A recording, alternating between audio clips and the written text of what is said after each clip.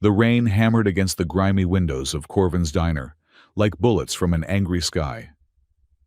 Daniel Cross hunched over his coffee, watching the steam rise and dissipate into the recycled air of New Avalon's lower district.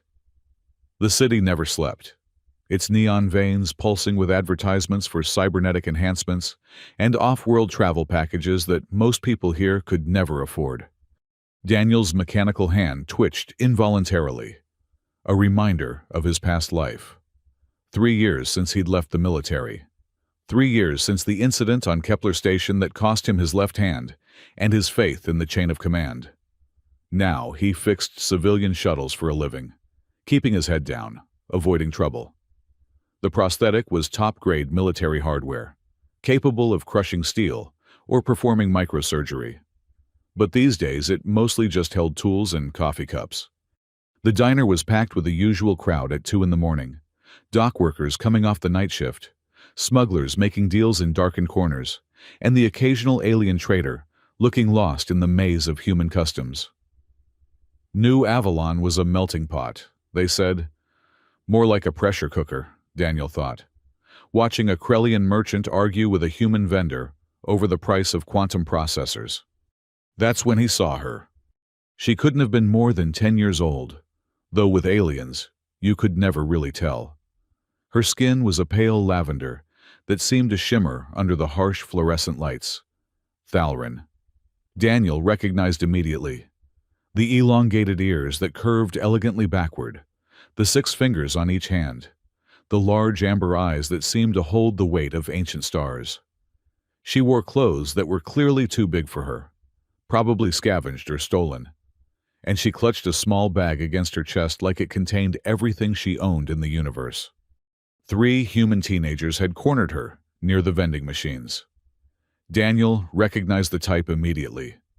Rich kids from the upper districts, slumming it in the lower levels for thrills. Their designer clothes and neural implants gave them away. Little lights blinking behind their ears were the latest tech interfaced with their brains. "Look at the freak," the tallest one said, his voice carrying over the diner's ambient noise. "Shouldn't you be in the alien quarter? This is a human establishment." The girl pressed herself against the wall, her amber eyes wide with fear. She said something in accented English, too quiet for Daniel to hear from his booth. "What's that? Can't understand you through all that alien gibberish." Another teen laughed, reaching for her bag. "What have you got there? Some weird alien food? Let me see." The girl pulled the bag closer, shaking her head. One of the teens grabbed her wrist, and she let out a small cry of pain. Daniel was moving before he consciously decided to act. Old instincts died hard. "Hey," he said, his voice cutting through their laughter like a blade through silk. "Leave her alone." The 3 teens turned to face him. The leader, a boy with platinum hair and augmented eyes that glowed a soft blue, looked Daniel up and down with the kind of contempt only the truly privileged could muster. "This isn't your business, old man," the kid said. Daniel was 28, but he supposed to these children anyone over 20 looked ancient. "I'm making it my business," Daniel replied, positioning himself between them and the girl. "Walk away, now." "Or what?" The teen stepped forward, his augmented muscles visible beneath his expensive shirt. "You'll call security. They don't care what happens down here." Daniel smiled, the kind of smile he used to wear before missions. "No, I won't call security." He raised his mechanical hand, letting them see the military-grade servos, the reinforced joints that could punch through a shuttle's hull. "I'll handle it myself." The teen's bravado crumbled. Military prosthetics were rare in civilian hands, and anyone who had one had earned it the hard way. The 3 of them backed away, muttering threats they'd never follow through on, and disappeared into the rain-soaked night. Daniel turned to the girl. Up close, he could see she was trembling, whether from cold or fear he couldn't tell. Probably both. "You okay?" he asked, keeping his voice gentle. She nodded, those amber eyes studying him with an intensity that seemed beyond her years. "Thank you," she said, her English heavily accented, but clear. "They wanted to take my mother's necklace." She touched the bag briefly. "Where are your parents?" Daniel asked, though he suspected he already knew the answer. "Gone," she said simply. "The sickness took them last month. The withering, they called it." Daniel had heard about the disease that had swept through the Thalrin refugee camps. Some said it was biological warfare. Others claimed it was a natural plague. Either way, hundreds had died. "You hungry?" he asked. She hesitated, pride warring with need. Finally, she nodded. Daniel led her to his booth, ignoring the stares from other patrons. He ordered her a full meal, watching as she ate with the careful precision of someone who didn't know when their next meal might come. While she ate, he noticed things. The way she kept checking the exits. The slight glow beneath her skin when she was nervous. A Thalrin trait he'd read about but never seen. The intricate tattoo on her neck that looked like a family crest. "What's your name?" he asked. "Ori," she said between bites of synthetic protein. "I'm Daniel. Where are you staying, Ori?" She shrugged. "Different places. The shelters won't take Thalrin. They say we bring disease." Daniel felt anger rise in his chest.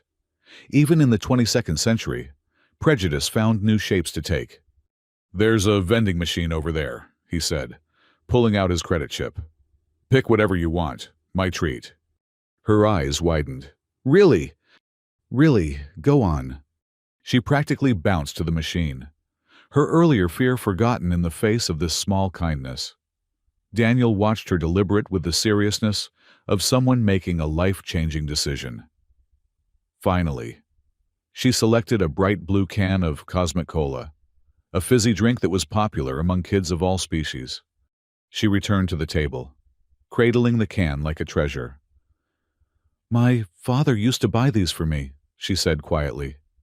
"Before—" "Your father was Thalrin too?" Daniel asked, though it seemed obvious. She nodded. "He was a warrior, one of the strongest in our clan." There was pride in her voice, mixed with grief. They sat in comfortable silence while she finished her meal and sipped her soda. Outside, the rain had intensified, turning the neon lights into watercolor streaks against the dark. "I should go," Ori said finally, standing up. "Thank you for the food, and the drink, and for—" she gestured vaguely. "The other thing." "Where will you go?" Daniel asked. "I'll find somewhere dry," she said with a maturity that broke his heart.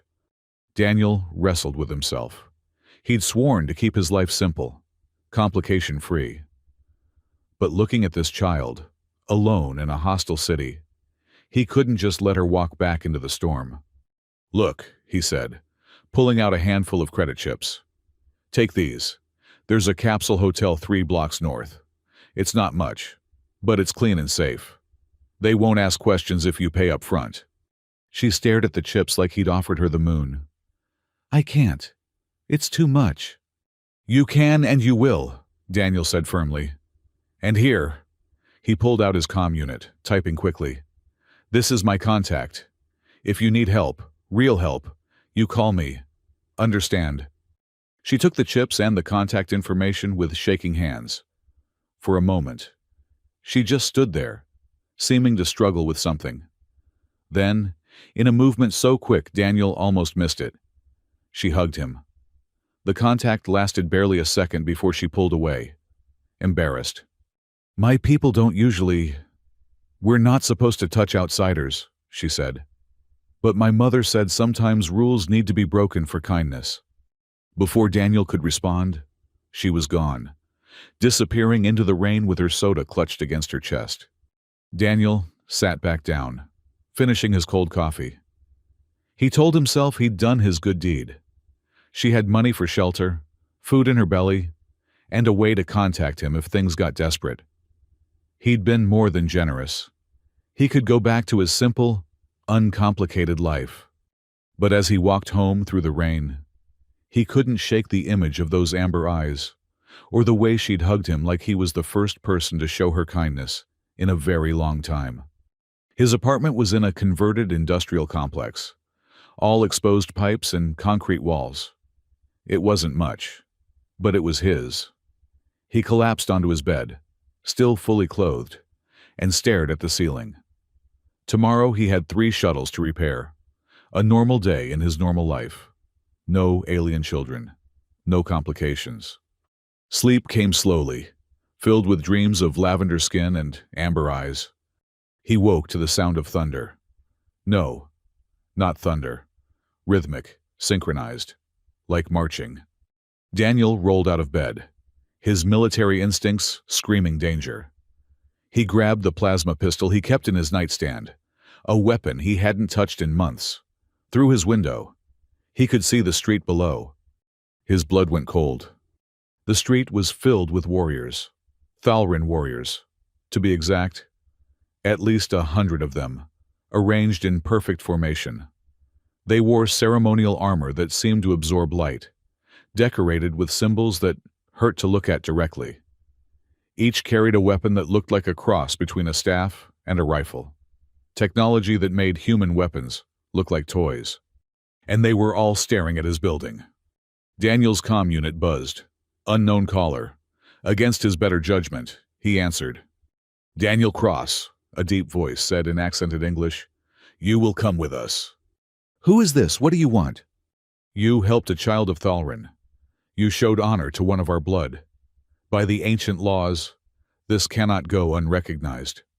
Look, I just bought her a soda and gave her some money. It's not a big deal." There was a pause. "You do not understand. The child you helped is Arikez Tavarak, daughter of Tavarak the Unbending, high warrior of the Thalrin Eastern clans." Daniel's mouth went dry. He'd heard that name before, in military briefings. Tavarak was a legend, a warrior who'd led the Thalrin resistance during the border wars 5 years ago. He'd killed more human soldiers than any other enemy commander. And Daniel had just bought his daughter a soda.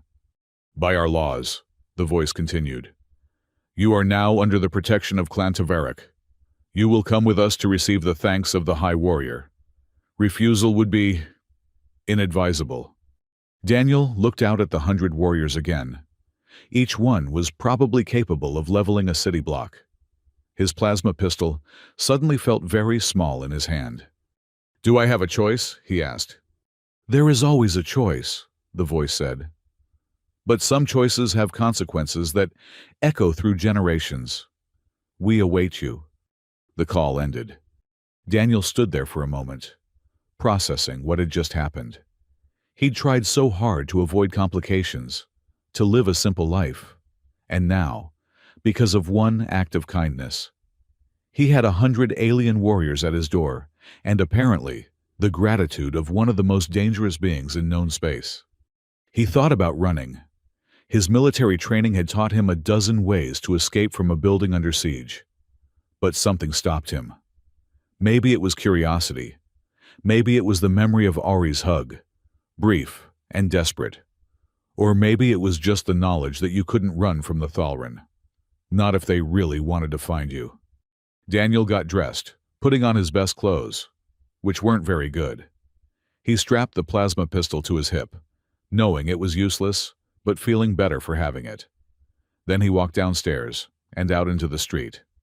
The warriors parted as he approached, creating a pathway to an armored transport that looked like it could survive a direct nuclear strike. Standing beside it was a Thalrin warrior, different from the others. Older, with scars that told stories of 100 battles. His armor was simpler, but somehow more intimidating. "Daniel Cross," the warrior said. "I am Jorik, shield brother to Tavarak. You will come with us peacefully." "Do I look like I'm going to fight 100 Thalrin warriors?" Daniel asked. Jorik almost smiled. "You would be surprised what humans attempt when they are afraid. But you are not afraid. Are you?" "I'm terrified," Daniel admitted. "But I learned a long time ago that being afraid doesn't mean you should make stupid decisions." "Wisdom," Jorik nodded. "Perhaps there is more to you than we thought. Come, the High Warrior waits."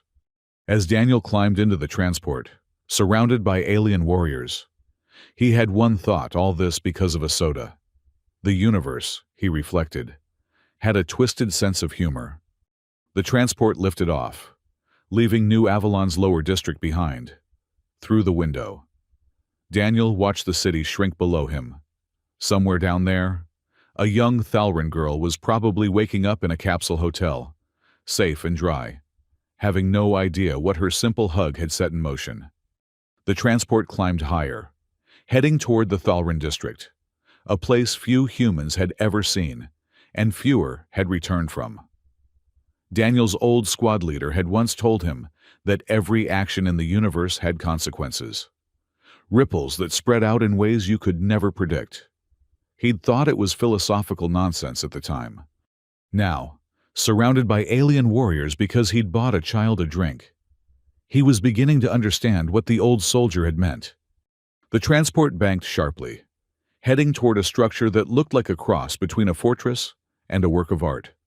Spires of black crystal rose into the dawn sky, connected by bridges that defied human understanding of physics.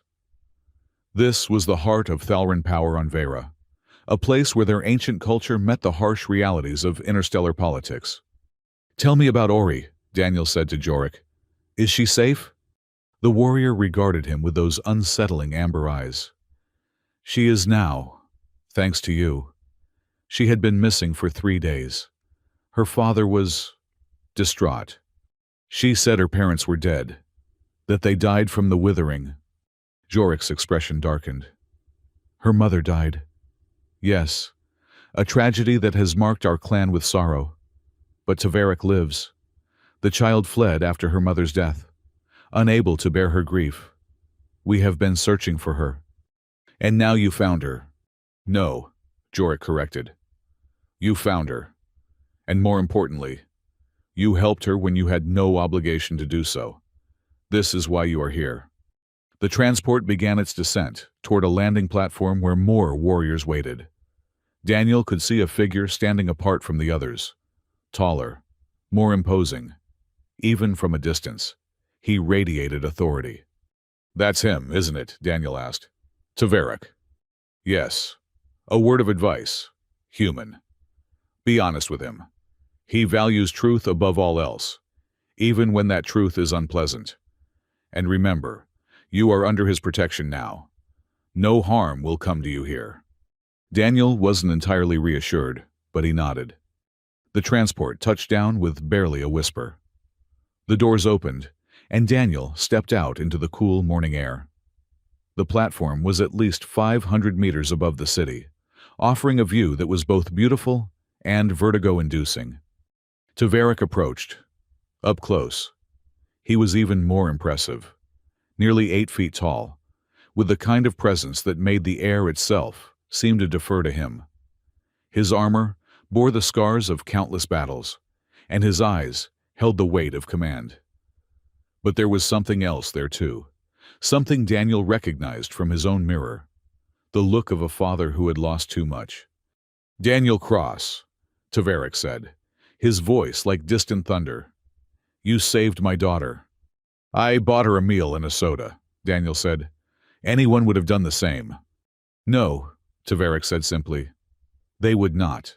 3 humans found her first. They chose cruelty. You chose kindness. This distinction matters." He gestured to the fortress behind him. "Come, we have much to discuss." As Daniel followed the alien warrior into the crystal fortress, he couldn't shake the feeling that his simple life was about to become very complicated indeed. But somewhere in this massive structure was Ori, safe, and probably enjoying her breakfast. That, at least, made whatever was coming worth it. The interior of the fortress was a maze of corridors that seemed to shift and change when you weren't looking directly at them. The walls were made of the same black crystal as the exterior, but here they pulsed with a faint inner light, like veins carrying luminous blood. Other Thalran passed them in the halls, all warriors by their bearing, all stopping to stare at the human in their midst. "Your people don't see many humans here," Daniel observed. "The last human to walk these halls came to negotiate our surrender during the border wars," Tverik said. "We sent him back in several small boxes. Daniel swallowed hard. And yet you brought me here. Different circumstances. Different human. They entered a vast chamber that seemed to be part war room, part throne room, and part living space. Maps of star systems floated in holographic displays. Weapons from a dozen different worlds decorated the walls. And in one corner, incongruously, was what looked like a child's play area, with toys and books scattered about. Ari's, Tavarik said, noticing Daniel's gaze. She prefers to study here rather than in her own quarters. She says it makes her feel less alone. She's been through a lot. More than you know. Tavarik moved to a window that looked out over the city. Tell me, Daniel Cross, what do you know of Thalran culture? The basics. Warrior society. Honor-based social structure. Strong family bonds. You value strength, but also wisdom. Your technology is different from ours, based on principles we don't fully understand. A textbook answer, but you missed the most important part. Tavarik turned to face him. We believe in debt, not monetary debt, but debt of honor, debt of blood, debt of kindness. When you helped Ari, you created a debt that cannot be ignored. I don't want payment, Daniel said quickly. I didn't do it for reward. Which is precisely why the debt exists. Had you helped her for gain, it would be a transaction. Because you helped her for nothing, it becomes something more. Tavarik moved to one of the weapon displays, running his fingers along an ancient blade. By our laws, you are now family to Clan Tavarik. Our enemies are your enemies. Our protection is your protection. That seems excessive for buying someone a soda. Tavarik smiled, an expression that was both warming and terrifying. You humans have a saying, no good deed goes unpunished. We have a different philosophy. No good deed goes unrecognized. A door opened, and Ori ran in. She looked different here, clean and well-dressed in clothes that actually fit. But her face lit up when she saw Daniel. You came, she said, then seemed to remember herself and performed a formal bow. I mean, welcome, honored guest. Hi, Ari, Daniel said, unable to stop himself from smiling. Nice place you have here. She grinned, the formality forgotten. Father said you were brave to come. He said most humans would have run away. Your father seems to think I'm smarter than I am, Daniel said, glancing at Tavarik. Perhaps, the High Warrior said. Or perhaps you are braver than you believe. Time will tell. An alarm suddenly echoed through the fortress. Tavarik's expression hardened instantly, the father becoming the warrior in a heartbeat. He touched a control on his armor, and a holographic display appeared in the air. What is it? Jorik asked, appearing in the doorway. Proximity alert. Ships approaching, uncloaked and weapons hot. Tavarik studied the display. Not Thalran, not human either. Daniel moved closer, his military training kicking in. The ships on the display were sleek, predatory things that seemed to slide through space rather than fly through it. Kaelor, Tavarik spat the name like a curse. Who's Kaelor? Daniel asked. A terrorist, a remnant of the old wars who refuses to accept peace. Tavarik's hands clenched into fists. He believes conflict between species is inevitable and seeks to provoke it. Father, Ori said quietly, is he coming for us? No, child. He wouldn't dare attack the fortress directly. But Tavarik's eyes remained fixed on the display. This is something else. A message, perhaps, or a distraction. One of the ships on the display suddenly veered toward the lower city. Daniel recognized the trajectory immediately. That's heading for the lower district, he said. Right where you live, Tavarik finished. Where you were when you helped Ori. The ship released something, too small to see on the display, but Daniel knew what it was. A bombing run. Why would he attack there? Daniel asked, though he was already piecing it together. Because word has spread that a human is under Thalran protection. Because Kaelor knows that attacking you would force me to respond. Because he wants war. And he thinks this will start it. Daniel felt cold dread settle in his stomach. People were going to die because he'd helped a child.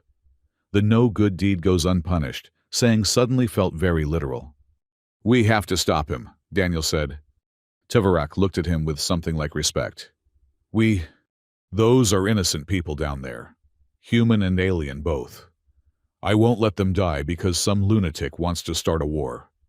Tevarak was quiet for a moment, then nodded. "Jorik, prepare a strike team. We leave immediately." "I'm coming with you," Daniel said. "This is not your fight." "You just said I'm family to Clan Tevarak. Doesn't that make it my fight?" Tevarak smiled again. That dangerous expression that promised violence to enemies and loyalty to friends. "Perhaps you are Thalrin in spirit, if not in blood." "Very well. Jorik, get him armor and weapons. Human compatible if we have them." As Daniel was led away to be equipped, he heard Ori's voice behind him. "Be careful, Daniel, please." He turned back to see her standing small and worried beside her father. "I'll be fine. I've done this before." "Done what?" "Stopped the bad guys," he said with more confidence than he felt. As he followed Jorik to the armory, Daniel reflected on how quickly his simple life had become anything but. Yesterday, his biggest concern was fixing shuttles. Today, he was about to go into battle alongside alien warriors he'd been trained to fight against, to stop a terrorist from starting an interstellar war. All because of a soda and an act of kindness. The universe, Daniel decided, definitely had a twisted sense of humor. But as Jorik handed him a set of armor that somehow adjusted itself to fit his human frame perfectly, he also realized something else. For the first time in 3 years, since he'd left the military, he felt like he had a purpose again. Not just fixing machines, not just existing, but actually making a difference. Even if that difference had started with something as simple as a can of cosmic cola. The Thalrin armor felt alive against Daniel's skin, adjusting its temperature and pressure in response to his movements. It was lighter than human military gear, but somehow felt more substantial, as if it existed in more dimensions than the standard 3. Jorik helped him with the final attachments, explaining the basic functions through the universal translator embedded in the helmet. "The armor will enhance your natural abilities," Jorik said, checking the seals. "Strength, speed, reaction time, but it cannot make you Thalrin. Do not attempt our combat techniques unless you wish to break your human bones." "Noted," Daniel said, testing the range of motion. The armor moved like liquid metal, flowing with him rather than constraining him. "What about weapons?" Jorik handed him a rifle that looked more like a piece of art than a weapon. Its surface was covered in the same shifting patterns as the fortress walls, and it hummed with barely contained energy. "Phase rifle," Jorik explained. "It fires concentrated bursts of dimensional energy, very effective against most armor and shields. The trigger responds to intent as much as pressure. Think about shooting, and it will shoot." "That seems dangerous." "Only if your mind is undisciplined, which, for a human military veteran, should not be a problem." Tevarak entered the armory, now fully equipped for battle. His armor was different from the others, darker, with edges that seemed to cut the light around them. He carried a weapon that was part staff, part rifle, part blade, an impossible combination that hurt to look at directly. "The strike team is ready," he announced. 20 warriors, our best. The bomber has been tracked to an abandoned industrial complex in Sector 9. "That's gang territory," Daniel said. "The Crimson Serpents run that area. They don't like outsiders." "Then they will learn to make exceptions," Tevarak said coldly. "We leave now." The strike team assembled in the hangar, a sight that would have terrified Daniel just days ago. 20 Thalrin warriors in full combat gear, each one a living weapon trained from childhood in the arts of war. They regarded Daniel with expressions ranging from curiosity to skepticism. He was an oddity, a human among them, wearing their armor, carrying their weapons.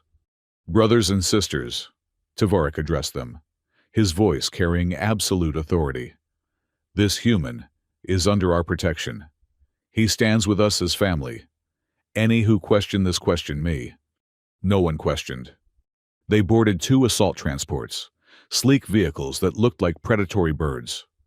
Daniel found himself in the lead transport with Tavarik, Jorik, and 8 other warriors. As they lifted off, he watched the fortress shrink below them, Ari's small figure visible on one of the balconies, waving. "She worries for you," Tavarik observed, following his gaze. "She's been through enough. She doesn't need more violence in her life. Violence is part of life, especially for the children of warriors. But you are right. She has seen too much death for one so young." Tavarik's expression softened marginally. "Her mother's death nearly broke her, and nearly broke me." "How did she die, if you don't mind me asking?" "The withering, as Ori told you. But it was not natural. Biological warfare, designed to target Thalran physiology. We never discovered who was responsible." Daniel felt a chill that had nothing to do with the temperature. "You think Kalor?" "Perhaps. He has the resources and the hatred, but without proof." Tavarik trailed off, then straightened. We approached the target. Through the transport's viewports, Daniel could see Sector 9 spreading below them. It was a wasteland of abandoned factories and collapsed infrastructure, the remnants of New Avalon's industrial age before anti-gravity manufacturing made such facilities obsolete. Now it was a haven for criminals, refugees, and those who had fallen through the cracks of interstellar civilization. "Scans show 32 life forms in the target building," one of the warriors reported. "Mixed species, armed." "Kalor's people?" Tavarik asked. "Unknown. But there's something else. Energy readings consistent with a dimensional bomb." Daniel's blood went cold. Dimensional bombs were weapons of mass destruction, capable of tearing holes in reality itself. They'd been banned by every civilized species after the Proxima incident had erased an entire moon from existence. "If he detonates that in the city," Daniel began. "Hundreds of thousands will die," Tavarik finished. "This is worse than we thought. He's not trying to start a war. He's trying to commit genocide."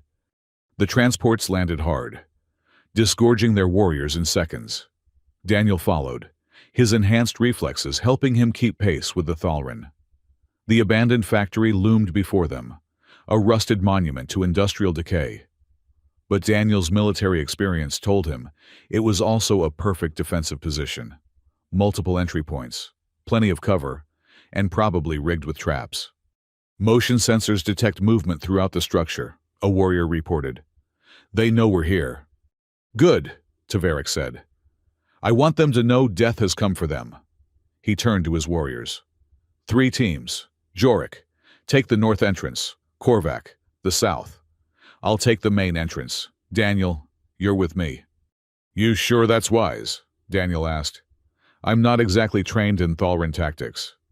"No, but you're trained in human tactics, which Kalor won't expect from a Thalran strike team. Different perspective might keep us alive." They moved forward, Tavarik's team flowing like shadows despite their armor. Daniel had to admit, even with his enhanced abilities, he felt clumsy compared to them. These beings had been bred for war for thousands of generations. The main entrance had been blown open years ago, leaving a gaping wound in the building's facade. Tavarik held up a closed fist, and the team stopped instantly. He pointed to his eyes, then to the darkness beyond. Daniel engaged his helmet's thermal vision and immediately saw what Tavarik had spotted: 12 heat signatures, waiting in ambush. "Trap," Daniel whispered. "Obviously," Tavarik replied. "But whose trap?"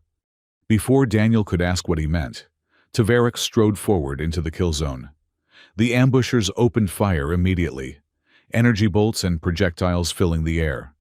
But Tavarik's armor seemed to bend space around him, the attacks sliding off into other dimensions. His weapon spun in his hands, deflecting what his armor couldn't. And then he was among them.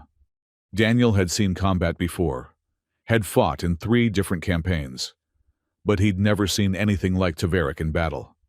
The High Warrior moved like a force of nature, his weapon shifting forms as needed. One moment it was a blade, severing an attacker's weapon in half. The next, it was a rifle, putting precise shots through weak points in armor. Then, it became a staff, sweeping 3 enemies off their feet in a single motion. The other warriors joined the fight, and Daniel found himself moving too, his rifle firing almost of its own accord. The weapon really did respond to thought, tracking targets as fast as he could identify them. An enemy appeared in a doorway to his left, and Daniel spun, firing 3 shots that caught the attacker's center mass. Another dropped from the ceiling, and Daniel rolled aside, his armor enhancing the movement so he came up firing. In less than 30 seconds, it was over. 12 attackers down, none of them dead but all incapacitated. Taveric believed in the value of prisoners. "These aren't Kalor's people," Jorik's voice came through the comm. "They're Crimson Serpents, local gang. Hired guns," Taveric concluded. "Meant to slow us down. The real threat is deeper inside." They pressed forward, encountering 2 more ambushes that were dealt with just as efficiently. But Daniel noticed something wrong. It was too easy. These gangers were street thugs, not trained soldiers. Why would Kalor rely on them? "This feels like a distraction," he told Taveric. "Agreed, but from what—" They reached the factory's central chamber, a vast space that had once housed assembly lines. Now, it contained something far more sinister. In the center, surrounded by complex machinery, was a device that made Daniel's skin crawl just looking at it. The dimensional bomb was smaller than he'd expected, no bigger than a briefcase, but it radiated wrongness, as if reality itself was offended by its existence. Standing beside it was a figure in armor, similar to Taveric's, but somehow corrupted, its surface crawling with patterns that hurt to follow. The figure's face was hidden behind a helmet, but the voice that emerged was cultured, almost pleasant. "Taveric, I wondered if you would come personally."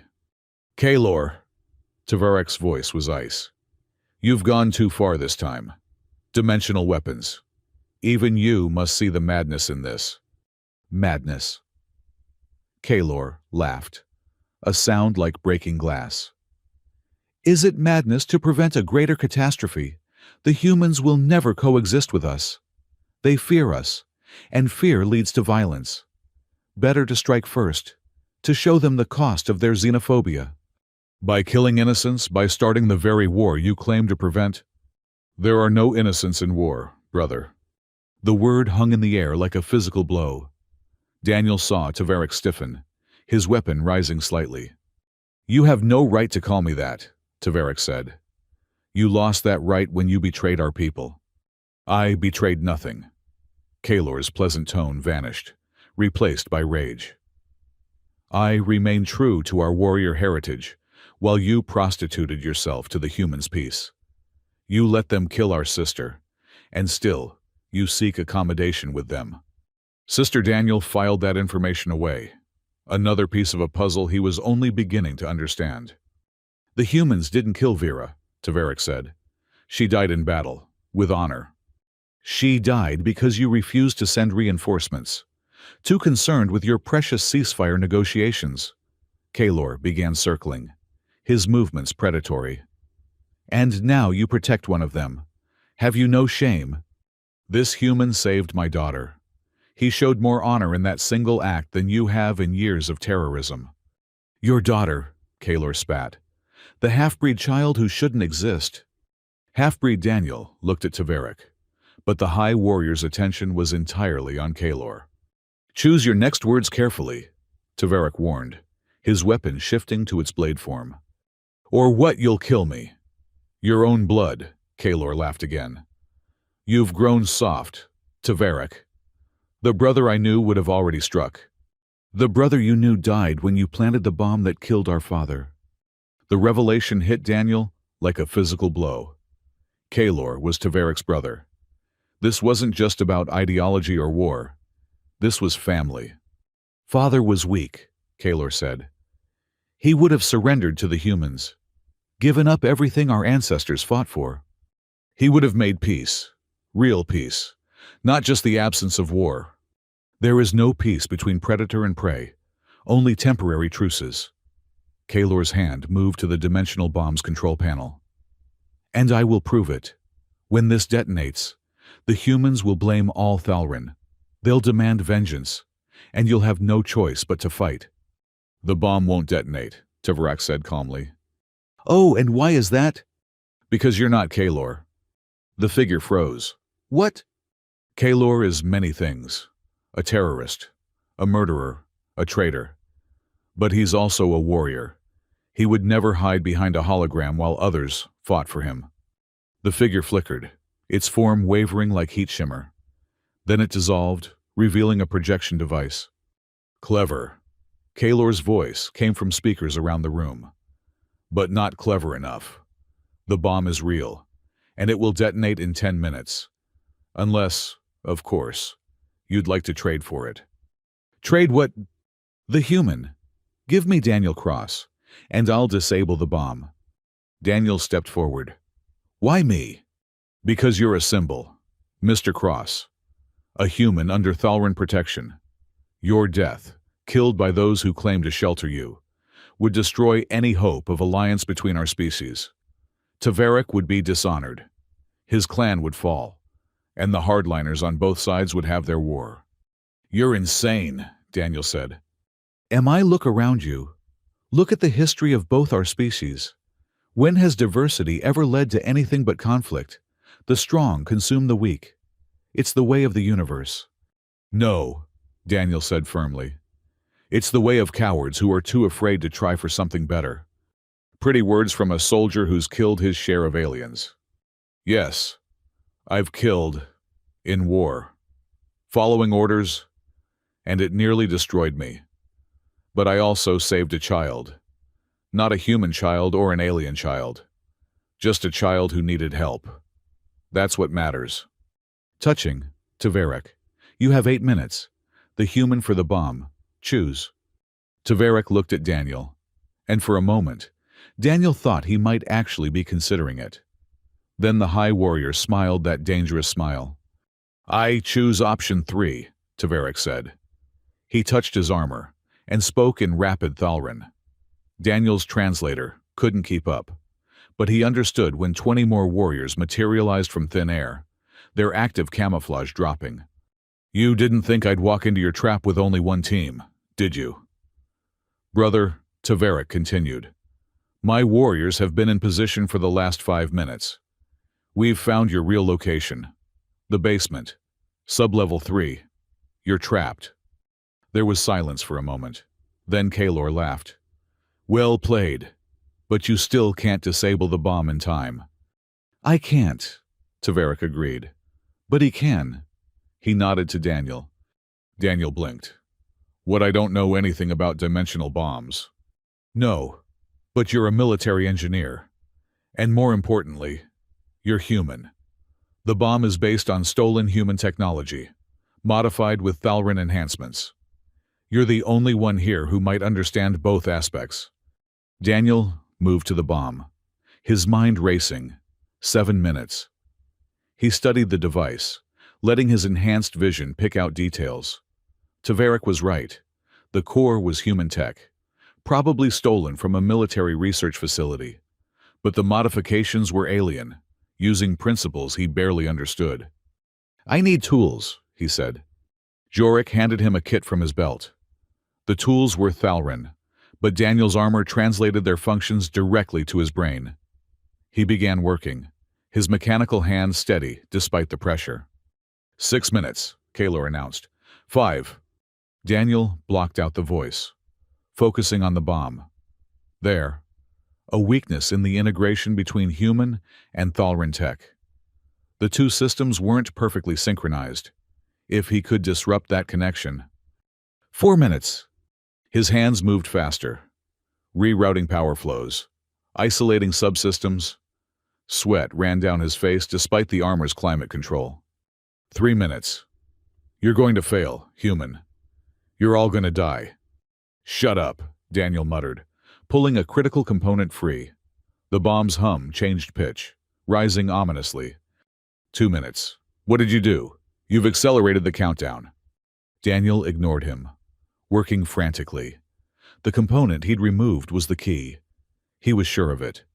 But reconnecting it wrong would trigger immediate detonation. He had one chance.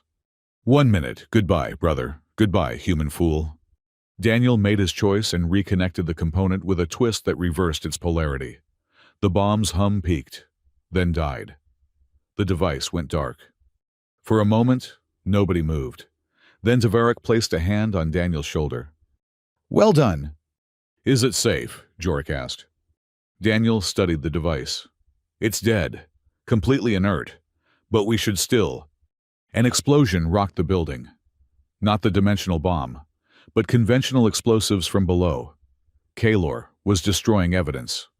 He's running, Tavarik said. Teams 2 and 3, pursue.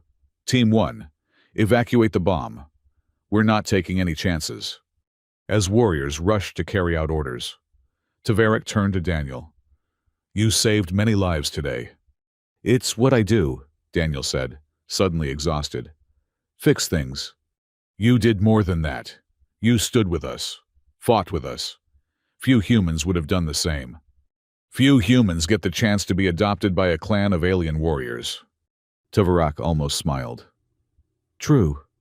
Come, we should return. Ori will want to know you're safe. As they made their way back to the transports, Daniel noticed something. The Thalran warriors who had been skeptical of him before now looked at him with something approaching respect. He'd proven himself, not as a human trying to be Thalran, but as himself, bringing his own skills to complement theirs.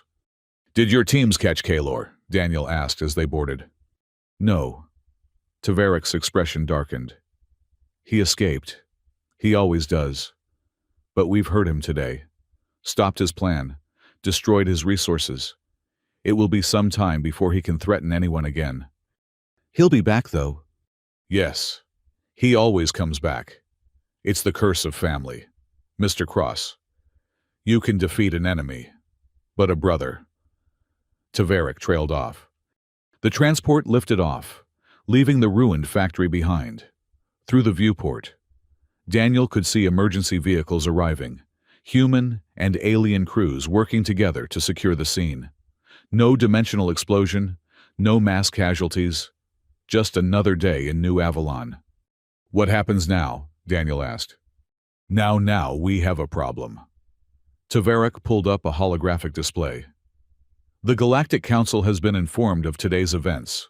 They're demanding an explanation for why Thalran warriors conducted a military operation in human territory. But we stopped a terrorist attack. Yes. But we also violated about 15 different treaties in the process.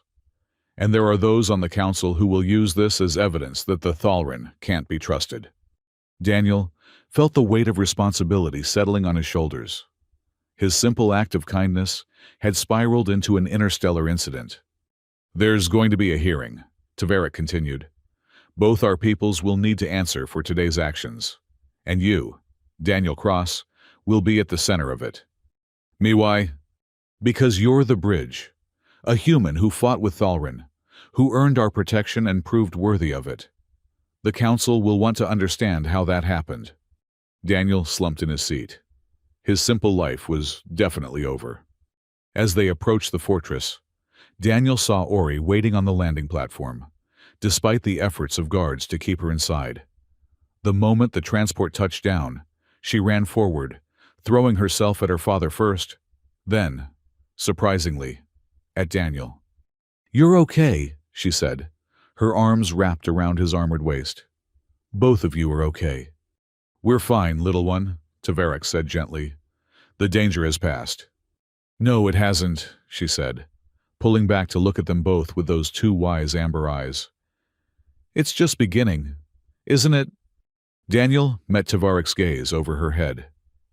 The child was right. Kaelor was still out there. The council was involved, and Daniel was now caught between two worlds, belonging fully to neither, but needed by both.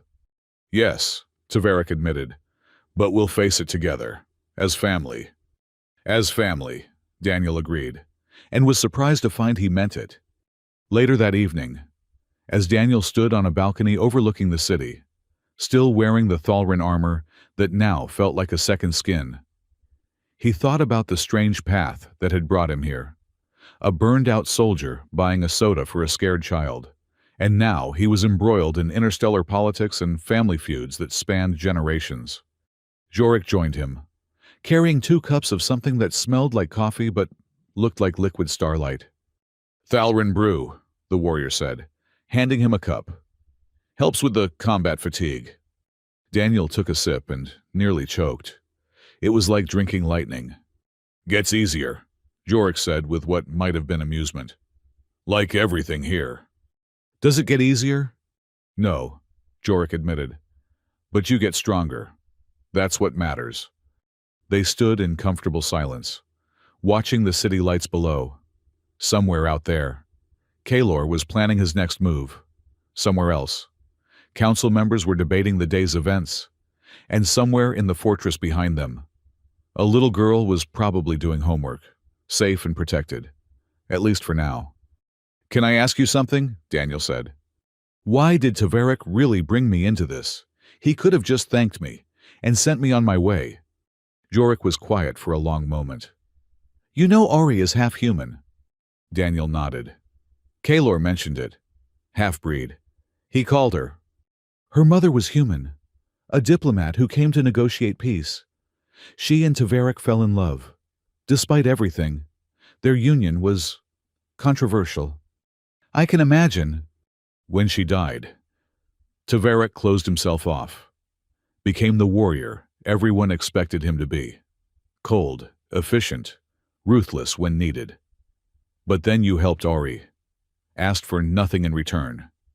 You reminded him that not all humans are enemies, that perhaps his wife's dream of unity between our peoples isn't impossible. That's a lot of pressure for one person. "Yes," Jorik agreed, "but you've already proven you can handle it. Today showed that. Today I got lucky. No, today you were exactly who you needed to be. Not human, not Thalrin, but something new. Something both sides need." Daniel finished his drink, feeling the electric sensation spread through his body, chasing away exhaustion. Tomorrow would bring new challenges. The council hearing, Kaelor's next move, the complexities of being a human in a Thalrin clan. But tonight, he was alive. The city was safe, and somewhere in the fortress, a little girl was drawing pictures of humans and Thalrin standing together. It wasn't the simple life he'd planned, but maybe, just maybe, it was the life he was meant to have. The sound of footsteps made him turn. Ori stood in the doorway, wearing pajamas covered in images of Earth and Thalrin animals. "Can't sleep?" Daniel asked. She shook her head, coming to stand beside him. "I keep thinking about Uncle Kaelor." Uncle Daniel looked at Jorik, who nodded. "He used to visit, before," Ori said. "He would bring me toys from other worlds. Tell me stories about the old wars. He was different then." "People change," Daniel said gently. "Sometimes not for the better. Will you change, now that you're part of our family?" Daniel considered the question seriously. "Probably. But I hope I change in good ways." "Me too," she said, then yawned widely. "Come on," Taverick's voice came from behind them. "Time for bed, little warrior." As Taverick carried his daughter inside, she looked back at Daniel. "You'll still be here tomorrow." "I'll be here," Daniel promised. After they left, Jorik clapped Daniel on the shoulder. "Welcome to the family, Daniel Cross. May you survive the experience."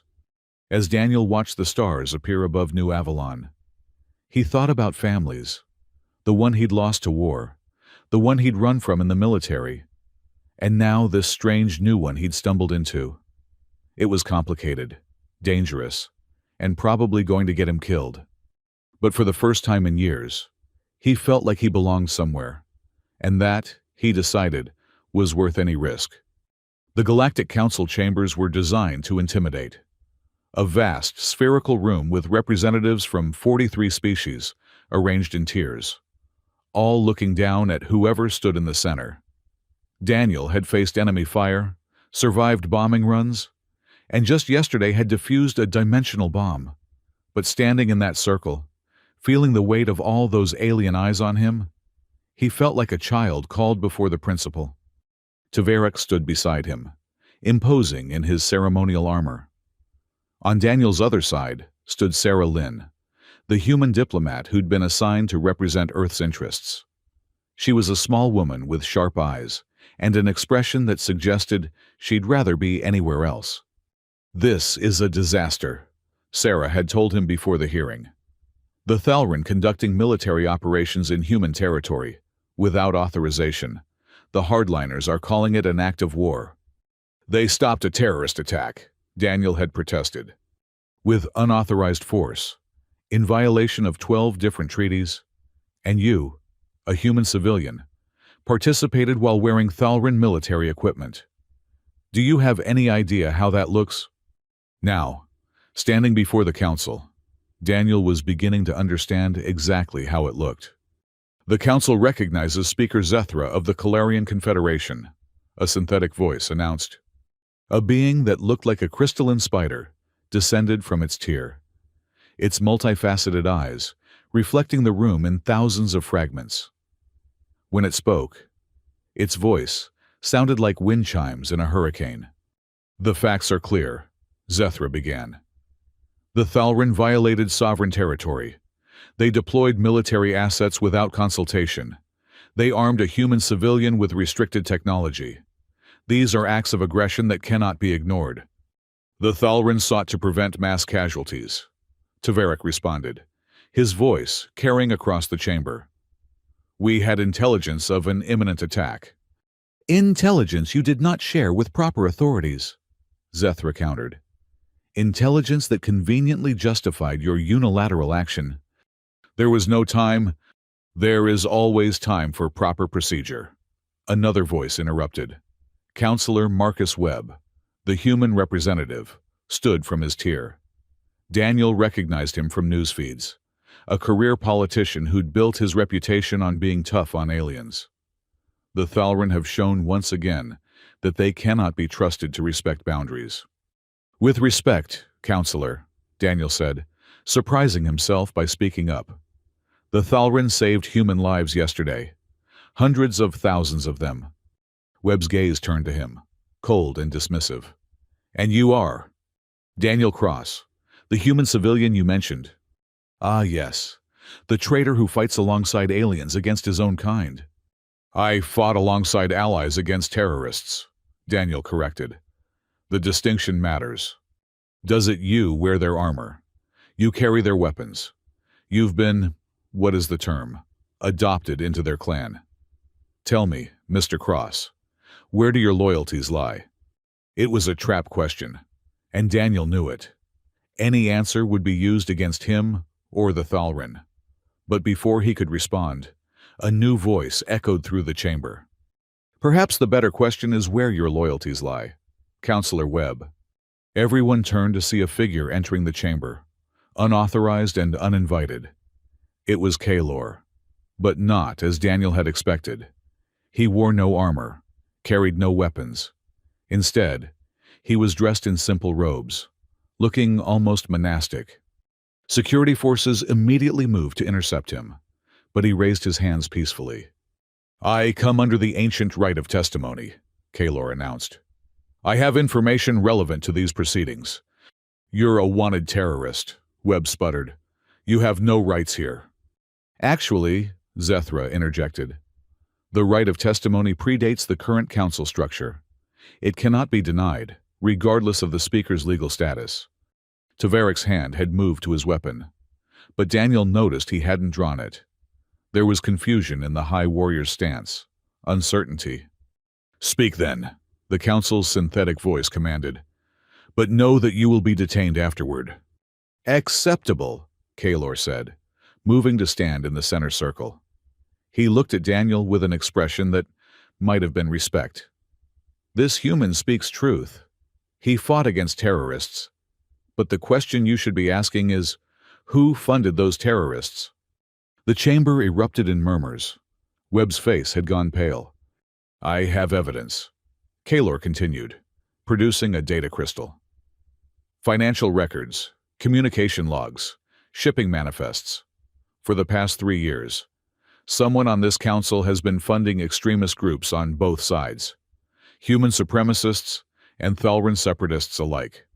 Someone who profits from conflict, who needs tension between our species to maintain their power. These are baseless accusations, Webb said, but his voice lacked conviction. Are they? Kaylor touched the data crystal, and holographic displays filled the chamber. Bank records, encrypted messages, a web of connections that all led back to one source. Tell me, Counselor Webb, how did you afford that estate on Titan? Your salary is public record. It doesn't match your lifestyle. This is ridiculous. You can't trust a terrorist.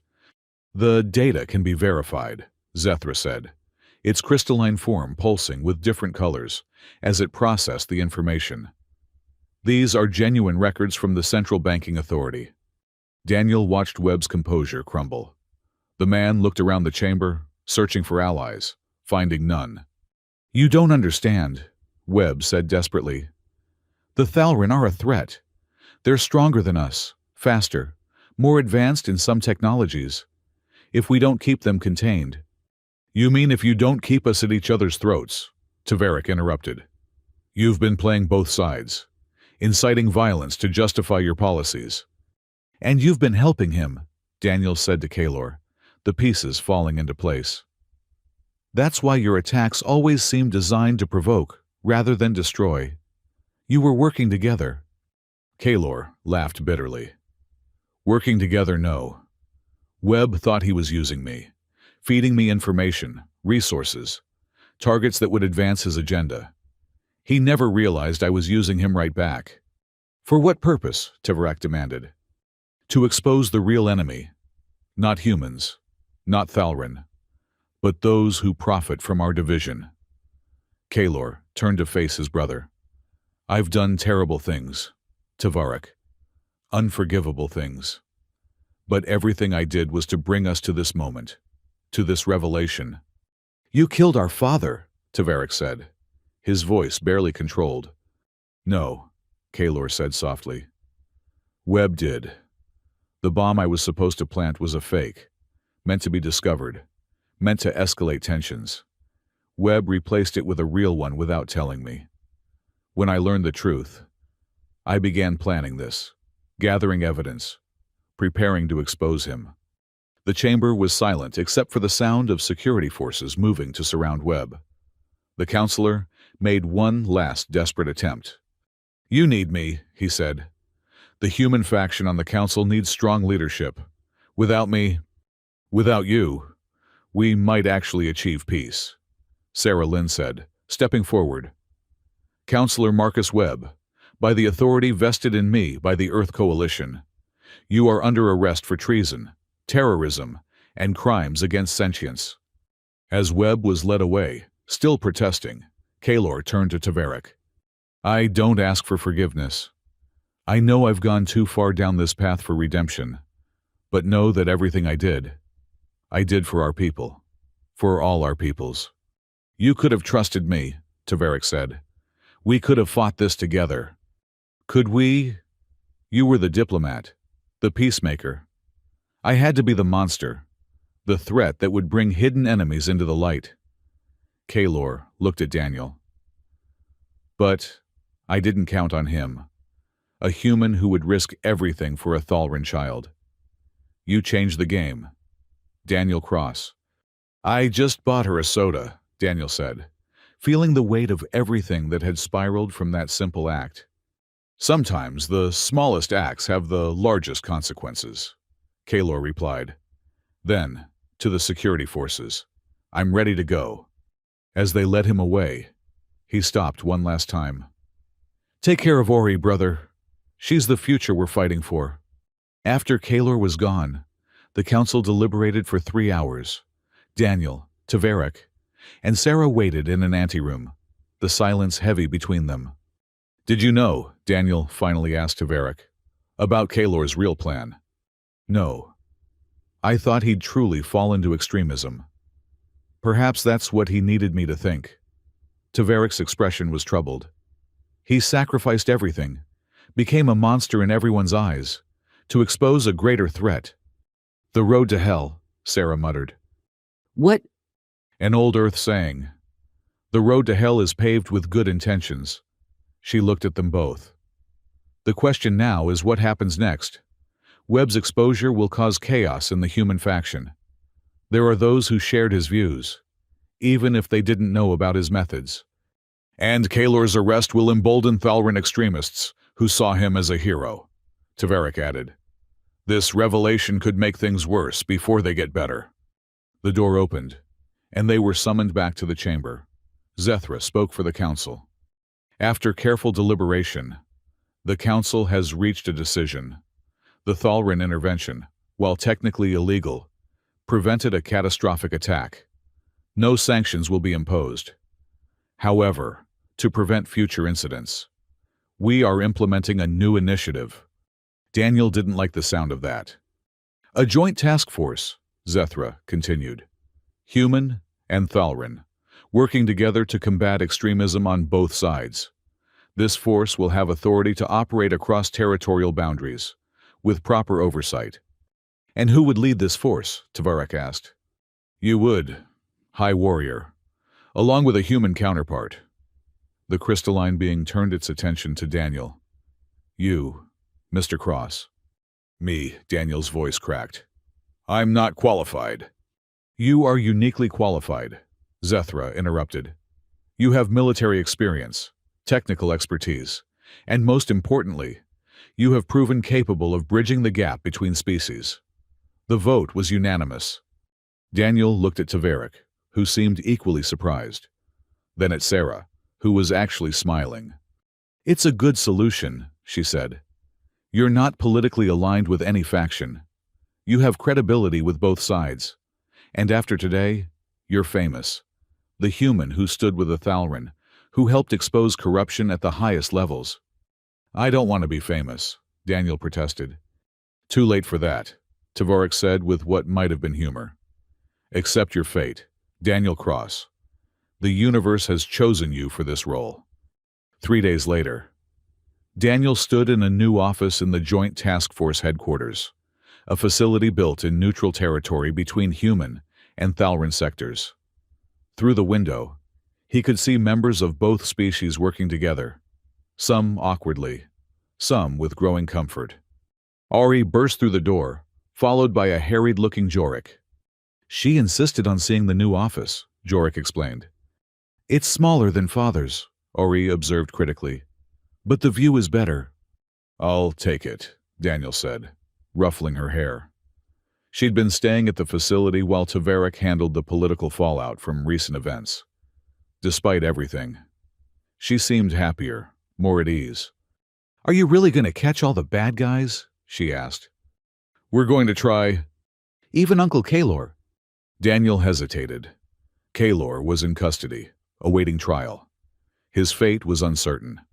He'd exposed Webb, potentially preventing a war. But he'd also committed real crimes. "Your uncle is complicated," Daniel said finally. "I know. Father says he lost his way trying to find the right path." She looked out the window at the mixed groups of humans and Thalran. "Do you think they can really work together?" "They're already starting to look." Below, a human technician was showing a Thalran warrior how to operate a human scanning device. The Thalran, in turn, was explaining the principles behind their phase weapons. It was a small start, but it was something. "Daniel," Tverik's voice came from the doorway. "We have a situation." Daniel sighed. 3 days on the job and already a crisis. "What kind of situation?" "The kind that requires immediate attention. Extremists have taken hostages at a mining facility. Both human and Thalran hostages. Both human and Thalran extremists? Unknown. That's what we need to find out. Daniel grabbed his equipment. A mixture of human and Thalran tech that had been specially designed for the joint force. As he prepared to leave, Ori caught his hand. "Be careful," she said. "You're family now. Family comes back." "I'll come back," he promised. As he and Tavarik headed to the transport, joined by a mixed team of human and Thalran operatives, Daniel reflected on how much had changed. A month ago, he'd been a nobody, fixing shuttles and avoiding the world. Now he was co-leading an interspecies task force, wearing armor that was part human tech and part Thalran engineering, carrying weapons from both civilizations. "Regrets?" Tavarik asked as they boarded the transport. "No," Daniel said, surprising himself with the honesty of it. "This feels right. Like what I'm supposed to be doing. Even though it's dangerous. Especially because it's dangerous. Someone has to stand in the gap, be the bridge between worlds. Might as well be someone who's already proven stupid enough to buy a soda for a strange alien child." Tavarik actually laughed, a sound that made the other operatives stare in shock. The High Warrior of the Thalran didn't laugh, except, apparently, he did now. The transport lifted off, heading toward their first official mission. In the back, humans and Thalran checked each other's equipment, shared tactical data, began the slow process of becoming a team. It wouldn't be easy. There would be failures, betrayals, losses. But there would also be victories, friendships, and maybe, just maybe, a future where the differences between species were celebrated rather than feared. As they flew toward danger, Daniel thought about Kalor's words. Sometimes the smallest acts have the largest consequences. A can of soda, a moment of kindness, had started an avalanche that exposed corruption, prevented a war, and created this task force. What other small acts might change the universe? "Incoming transmission," the pilot announced. "It's from the extremists." "Put it through," Tavarik commanded. A hologram appeared, showing a figure in makeshift armor, human or Thalran. It was hard to tell behind the mask. "Joint Task Force," the figure said, voice disguised by a modulator. "Stay away. This doesn't concern you." "You've taken hostages," Daniel responded. "That makes it our concern. The hostages are comfortable. They'll be released once our demands are met." "What demands?" "The release of Kalor. He's a hero to both species, the one who exposed the corruption. He deserves freedom, not imprisonment." Daniel and Tavarik exchanged glances. Even in custody, Kalor was still shaping events. "That's not going to happen," Daniel said. "But we're willing to negotiate." "There's nothing to negotiate. Release Kalor, or the hostages die." The transmission cut off. "Well," Tavarik said, "it seems our first mission will be more complicated than expected." "They always are," Daniel replied, checking his weapon. "But that's why we're here, to handle the complicated stuff." As they approached the mining facility, Daniel could see it was built into an asteroid, a common setup for extracting rare minerals. Multiple entry points, lots of places to hide, zero gravity in some sections. It would be a challenging operation. "Remember," he told the team, "we're not here as humans or Thalran. We're here as the Joint Task Force. We work together, or we fail together." "Understood," they replied in unison. A mix of accents and languages, but unified purpose. The transport docked with the facility's emergency airlock. Daniel took point, with Tavarik covering him, a human and Thalran leading the way together. Behind them, the mixed team moved with growing coordination, each member covering another regardless of species. They encountered their first obstacle immediately. The corridors had been rigged with improvised explosives, crude but effective. "I can disarm them," a human specialist said. "I can detect them better," a Thalran warrior added. "My vision can see the energy signatures." "Then work together," Daniel ordered. And they did. The Thalran spotted the devices. The human disarmed them. Progress was slow, but steady. They found evidence of the extremists' presence, but no sign of them or the hostages yet. "They're leading us deeper," Taverick observed. "Away from the main facility." "Or towards something," Daniel said, studying his scanner. "There's an old processing plant in the lower levels, abandoned but still powered. Perfect place for a last stand."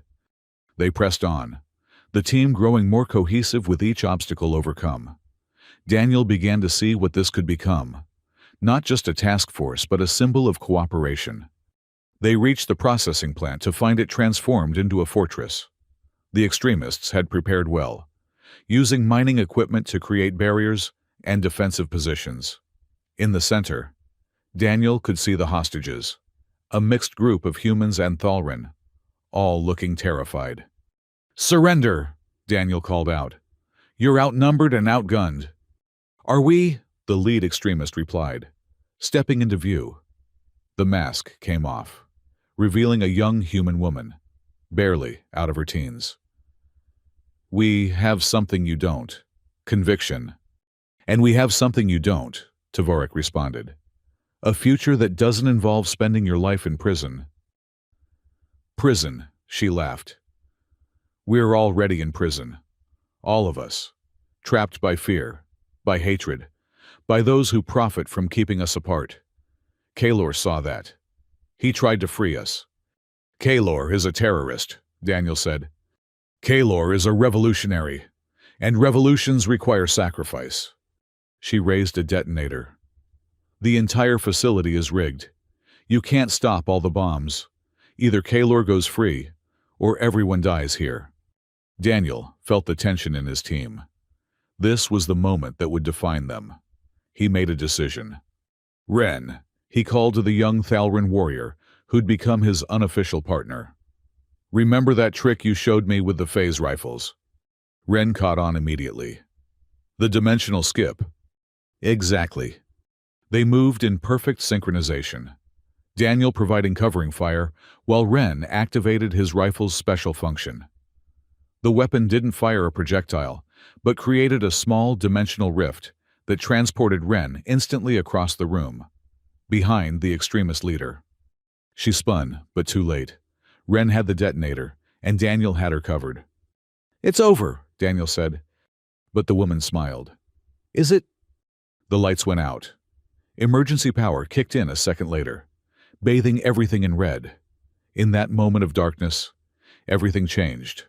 The hostages were gone, replaced by holograms. The extremists vanished into hidden passages. "It was a trap," Taverick said. "No," Daniel corrected, understanding flooding through him. "It was a test." A new hologram appeared, Kaylor, but not from his cell. This was pre-recorded. "If you're seeing this," Kaylor's image said, "then you've passed the first test. The Joint Task Force needs to be more than just words on paper. It needs to be effective, unified, capable of thinking beyond species lines. You've proven that today." "What game are you playing?" Tavoric demanded of the hologram. "The long game, brother. There are threats coming that neither humans nor Thalren can face alone. Webb was just the beginning. There are others, on both sides and beyond, who profit from chaos. The Joint Task Force needs to be ready." "And this was what training?" Daniel asked. "Call it a graduation exercise." The extremists were actors, mostly, believers in integration who agreed to play a role. The facility owner was compensated for the disruption. Everything was arranged before my arrest. "You're insane," Daniel said. "Perhaps. But I'm also right. You need to be prepared for what's coming. Check the lower levels. You'll find something interesting." The hologram faded. Against his better judgment, Daniel led the team to the lower levels. What they found changed everything. It was a cache of intelligence. Years of gathered data on corruption, extremism, and something else. References to an outside force, neither human nor Thalren, that had been manipulating both species toward conflict. "This is bigger than we thought," Taverick said, studying the data. "Much bigger," Daniel agreed. He activated his comm. Sarah, we need to talk, privately. An hour later, Daniel, Taveric, and Sarah Lynn stood in a secure room, studying the data from Kaylor's cache. The synthesis, Sarah read. A coalition of species that profit from war. Arms dealers, mercenaries, corporations that rebuild after conflicts. They've been playing species against each other for centuries. And Earth and Thalrin were their next project, Taveric added, until Kaylor disrupted their plans. By becoming the villain everyone could unite against, Daniel said. He sacrificed his reputation, his freedom, to expose this. The question is, what do we do about it? Sarah asked. Daniel looked at his partners, human and Thalrin, united by circumstance and growing trust. We do what the task force was created to do, he said. We work together. We protect both our peoples, and we stop anyone who tries to drive us apart. Even if that enemy is bigger than both our civilizations, Taveric asked. Especially then. Kaylor was right about one thing. Together, we're stronger than the sum of our parts. A comm unit buzzed. Ori's voice came through. Daniel, father. There's something on the news you need to see. They turned on the display to see a breaking news report. The Galactic Council had announced a new initiative, expanding the Joint Task Force model to other species. The success of the human-Thalrin cooperation had inspired others. Change, Taveric said quietly. Real change. Started by a can of soda, Daniel added with a smile. As they returned to headquarters, Daniel saw more mixed groups working together. The actors who'd played extremists were being debriefed, laughing with the task force members about the deception.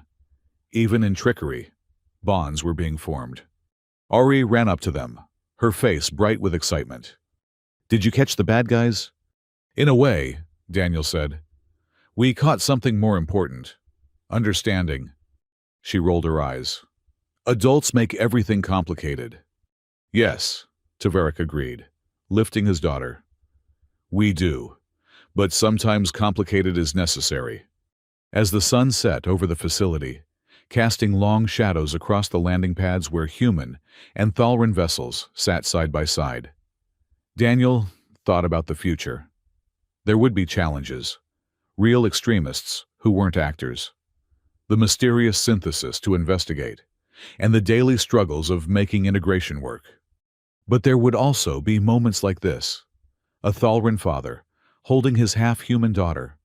A human wearing alien armor, like it was natural. A task force that was becoming a family. All because one night, in a dingy diner, a burned-out soldier had decided to buy a scared child a soda. The universe, Daniel decided, didn't have a twisted sense of humor after all. It had a sense of poetry. The secure facility where Kaylor was held didn't officially exist. Located on a moon with no name, just a designation number. It was where the Galactic Council kept those too dangerous for normal prisons, but too valuable to execute. Daniel stood outside the containment field, watching Taveric's brother meditate in his cell. You came, Kaylor said without opening his eyes. The intelligence you provided is checking out, Daniel replied. The synthesis is real. We've found traces of their operations going back decades. Only decades they're getting sloppy. Kaylor opened his eyes. Those amber orbs, so similar to Taveric's, yet holding a different kind of weight. Or perhaps they want to be found now. Why would they want that? Because chaos serves them whether hidden or revealed. If species unite against them, they profit from the war. If species remain divided, suspecting each other of collaboration, they profit from the mistrust. Kaylor stood, approaching the containment field. You can't win by playing their game, Daniel Cross. Then how do we win? By changing the game entirely. By becoming something they haven't planned for. Daniel frowned. The Joint Task Force? A start, but not enough. You need to go deeper. Integration not just of military forces, but of cultures, technologies, philosophies. Create something truly new, not human, not Thalrin, but evolved from both. That's easy to say from a cell, Kalor smiled. Is it I'm exactly where I need to be? A martyr for integration, a cautionary tale against extremism, and a source of intelligence all at once. My imprisonment serves the cause better than my freedom ever could. Tverik doesn't see it that way. My brother sees with a father's eyes now. Ori has changed him, softened him. It's good. He needed to remember how to love after losing Vera. Vera was your sister? Twin sister. She died in the border wars, caught in crossfire during what was supposed to be a ceasefire. Tverik blamed himself for trusting the humans. I blamed the humans for breaking trust. We were both wrong.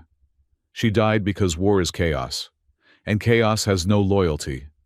Daniel processed this information. You could help us more if you were free.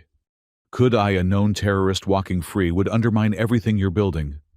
No. My role is to stay here, to be the reminder of what happens when grief becomes rage. Kalor returned to his meditation position. But I will continue providing intelligence. Tell Tverik. Tell him I understand why he can't forgive me. But also, tell him I'm proud of what he's becoming. As Daniel left the facility, he couldn't shake the feeling that Kalor was still playing a game whose rules only he understood. Back at Task Force headquarters, the integration efforts were showing both promise and problems. In the training yard, Daniel watched a mixed unit running drills. The humans struggled with Thalran combat techniques that required their elongated limbs, while the Thalran found human guerrilla tactics dishonorable and confusing. This isn't working, Captain Marcus Stone complained.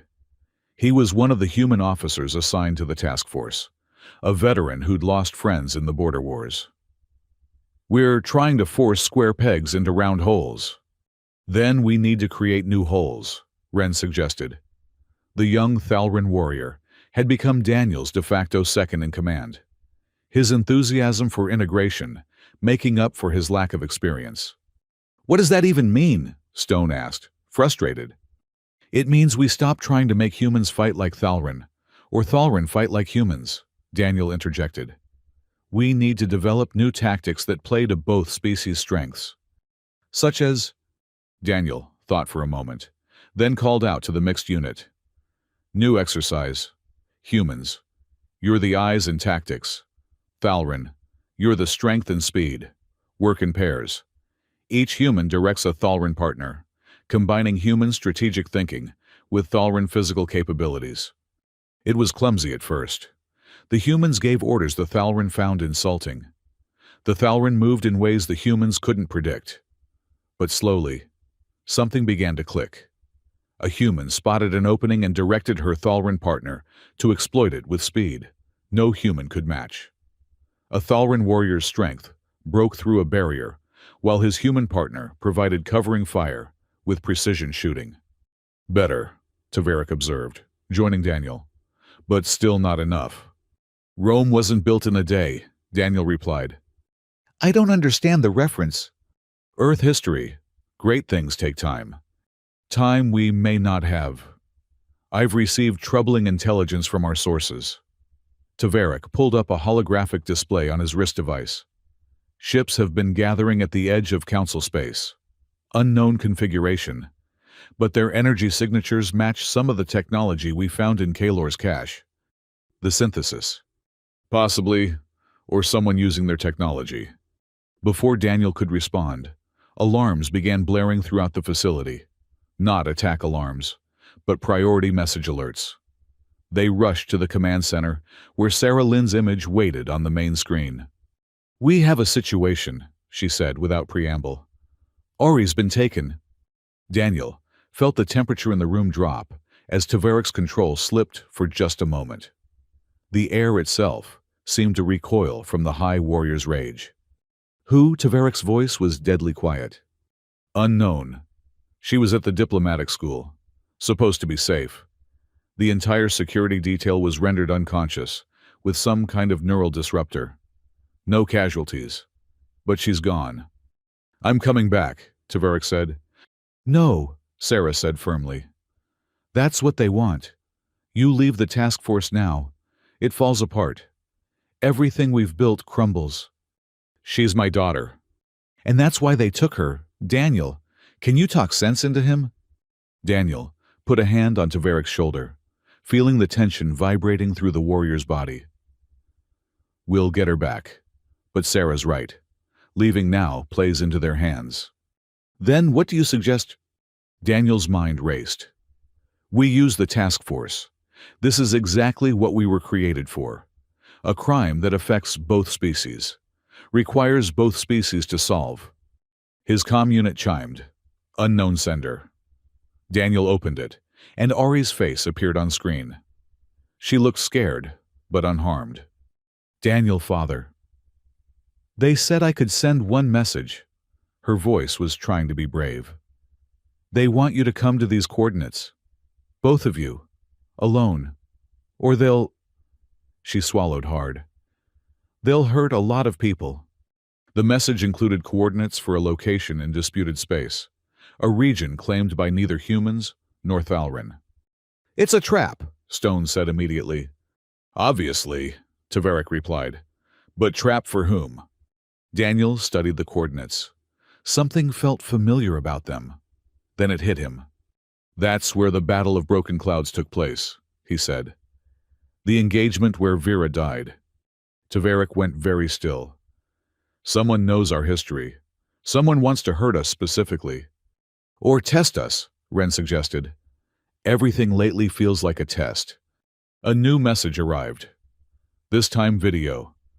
A figure in armor that seemed to shift between different configurations. Sometimes looking human. Sometimes Thalrin. Sometimes something else entirely. Greetings, Joint Task Force, the figure said, voice modulated beyond recognition. We have the child. She's unharmed and will remain so if you follow instructions. Taverik and Cross will come to the provided coordinates. They will come unarmed. They will come alone. Any deviation and the child dies. Who are you? Daniel demanded. We are evolution. We are what happens when species transcend their limitations. We are what you could become, if you're worthy. The transmission ended. That's not the synthesis, Taverik said. This is something else. Sir, one of the technicians called out. I've been analyzing the armor in that video. It's not just shifting appearance. It's actually changing, adapting. It's technology we've never seen before. Technology from where? Unknown. But the energy readings are similar to something in Kalor's cache. References to something called the Ascending. Daniel and Taverik exchanged glances. Another player in the game. We have to go, Taverik said. It's clearly a trap, Stone protested. Of course it is. But Ori's life is at stake. We'll have backup follow at a distance, Daniel suggested. Stay outside sensor range but close enough to respond if needed. That violates their terms. Their terms are already impossible. Unarmed. In disputed space, they expect us to cheat. They'd be suspicious if we didn't. Taverik considered, then nodded. Ren, prepare a response team. Mixed unit. Our best. Stay at maximum sensor range. Understood. As they prepared to leave, Daniel pulled Ren aside. If this goes bad, if we don't come back, the task force needs to continue. You understand? You're coming back, Ren said firmly. Both of you, with Ori. But if we don't, then I'll lead until you do. The work continues either way. Daniel clapped him on the shoulder, then joined Taverik in the transport. They launched without fanfare, two fathers going to save a daughter, though only one by blood. The journey to the coordinates took 6 hours. They spent it in preparation and planning. The Battle of Broken Clouds, Taverik said, pulling up historical records.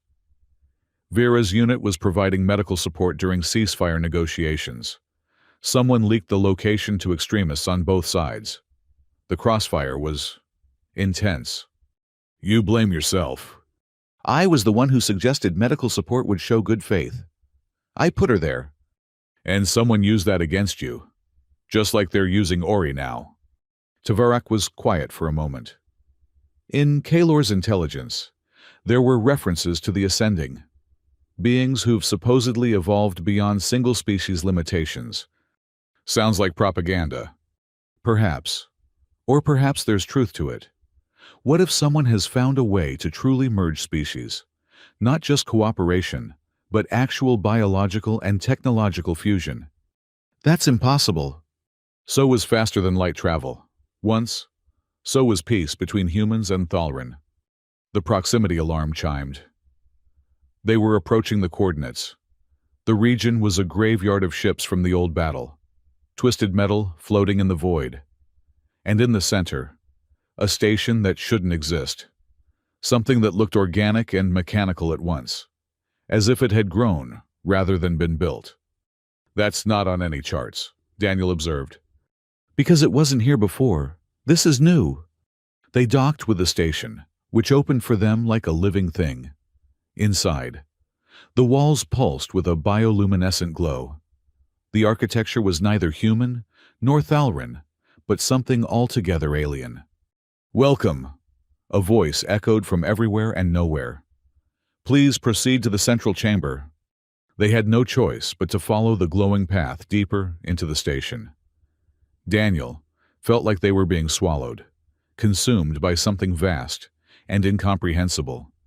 The central chamber was a sphere within a sphere, gravity somehow oriented, so they stood on the inner surface, looking up at a floating platform where Ori was held in a stasis field. She appeared unconscious, but unharmed. Ori Tavarik called out. "She cannot hear you." The armored figure from the video emerged from the shadows. "But she dreams. Beautiful dreams of a universe where species boundaries mean nothing." "Let her go," Daniel demanded. "After we talk. Do you know what you've stumbled into with your task force? What you're really building?" "A bridge between species," Tavarik answered. "More than that. You're creating the foundation for true evolution. The merger, not just of cultures, but of capabilities." The figure's armor shifted, revealing features that were partly human, partly Thalrin, partly something else. "I am what you could become." "You're an abomination," Tavarik spat. "Am I? I have the strength of Thalrin, the adaptability of humans, the perception of Kalari, the regeneration of voidlings. I am superior to any single species." "And what did you sacrifice for that superiority?" Daniel asked. "Your identity, your soul." The figure laughed. "Soul. I have the accumulated souls of 12 beings who chose to merge, to become something greater. We are the ascending, the next step in evolution. You're the ones who've been testing us," Daniel realized. "The extremists, the challenges, even Kalor's game. You've been watching, evaluating. Of course. The galaxy stands at a crossroads. Either species learn to truly unite, to evolve beyond their limitations, or they fall to those who have. The synthesis understands this. They profit from conflict because they know evolution comes through struggle. So you kidnap children. We borrowed a catalyst. Ari is unique. You know, half human, half Thalrin, yet fully neither. She represents natural evolution, the slow merger of species through generations. We represent the accelerated path." "And what do you want from us?" Tavarik asked. "To join us. Imagine it, Tavarik. The strength to never lose another loved one. Daniel. The ability to understand and protect all species, not just your own. Together, you could become something unprecedented." "By giving up who we are," Daniel said. "By becoming who you're meant to be." The figure waved a hand, and images filled the air. The task force succeeding, growing, uniting dozens of species. Then war, devastating conflict as the synthesis moved openly. Deaths in the millions. The task force failing, falling apart under the pressure. "This is one future," the figure said. Then the images changed. Beings like himself, merged and powerful, standing against the synthesis. Victory, but at the cost of individual identity. "This is another." "False choice," Daniel said. There are always other options. Are there? Your task force is held together by hope and good intentions. What happens when those aren't enough? When the synthesis brings weapons you can't match, strategies you can't counter? We adapt, Taverick said. Together, but still ourselves. Touching. But adaptation takes time you don't have. The synthesis moves soon. Weeks, not years. Daniel and Taverick exchanged glances. This was new intelligence, vital if true. Prove it, Daniel said. The figure projected new images. Ships, thousands of them, gathering in dark space. Weapons that could crack planets. Viruses designed to target specific species. Economic weapons that could collapse civilizations without firing a shot. They've been preparing for centuries, the figure said. You've been preparing for weeks. Then help us, Taverick said. If you truly want species to evolve, to unite, help us do it our way. Your way is slow, inefficient, vulnerable to corruption and betrayal. Our way preserves what makes each species unique, Daniel countered. Your way destroys that uniqueness in favor of homogenization. Does it? Or does it celebrate all aspects equally? I am not less human for being part Thalrin. I am not less Thalrin for being part human. I am more of everything. You are nothing, a new voice said. Kaelor materialized from thin air, wearing armor Daniel had never seen before. You are an echo of species, not their evolution. Impossible, the merged being said. You're in custody. But certain friends thought I might be useful here. Kaelor moved toward the central platform. Did you really think the Council would keep me locked away when my expertise was needed? You're still a terrorist. I'm a catalyst, Kaelor corrected. Just like the child you've taken. We push evolution through crisis, through choice. But we remain ourselves. Flawed, limited, mortal. Yes, beautifully, wonderfully flawed. It's our flaws that drive us to connect with others. Our limitations that make us seek cooperation. Our mortality that makes us value life.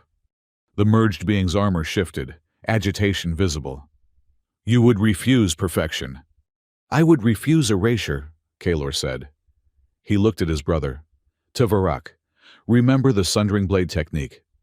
Taverick's eyes widened slightly. That's a two-person technique. Three-person, actually. Daniel. You'll need to be the anchor. Daniel had no idea what they were talking about, but he trusted the brothers. Tell me what to do. Stand between us, Kaelor instructed. When we move, don't move.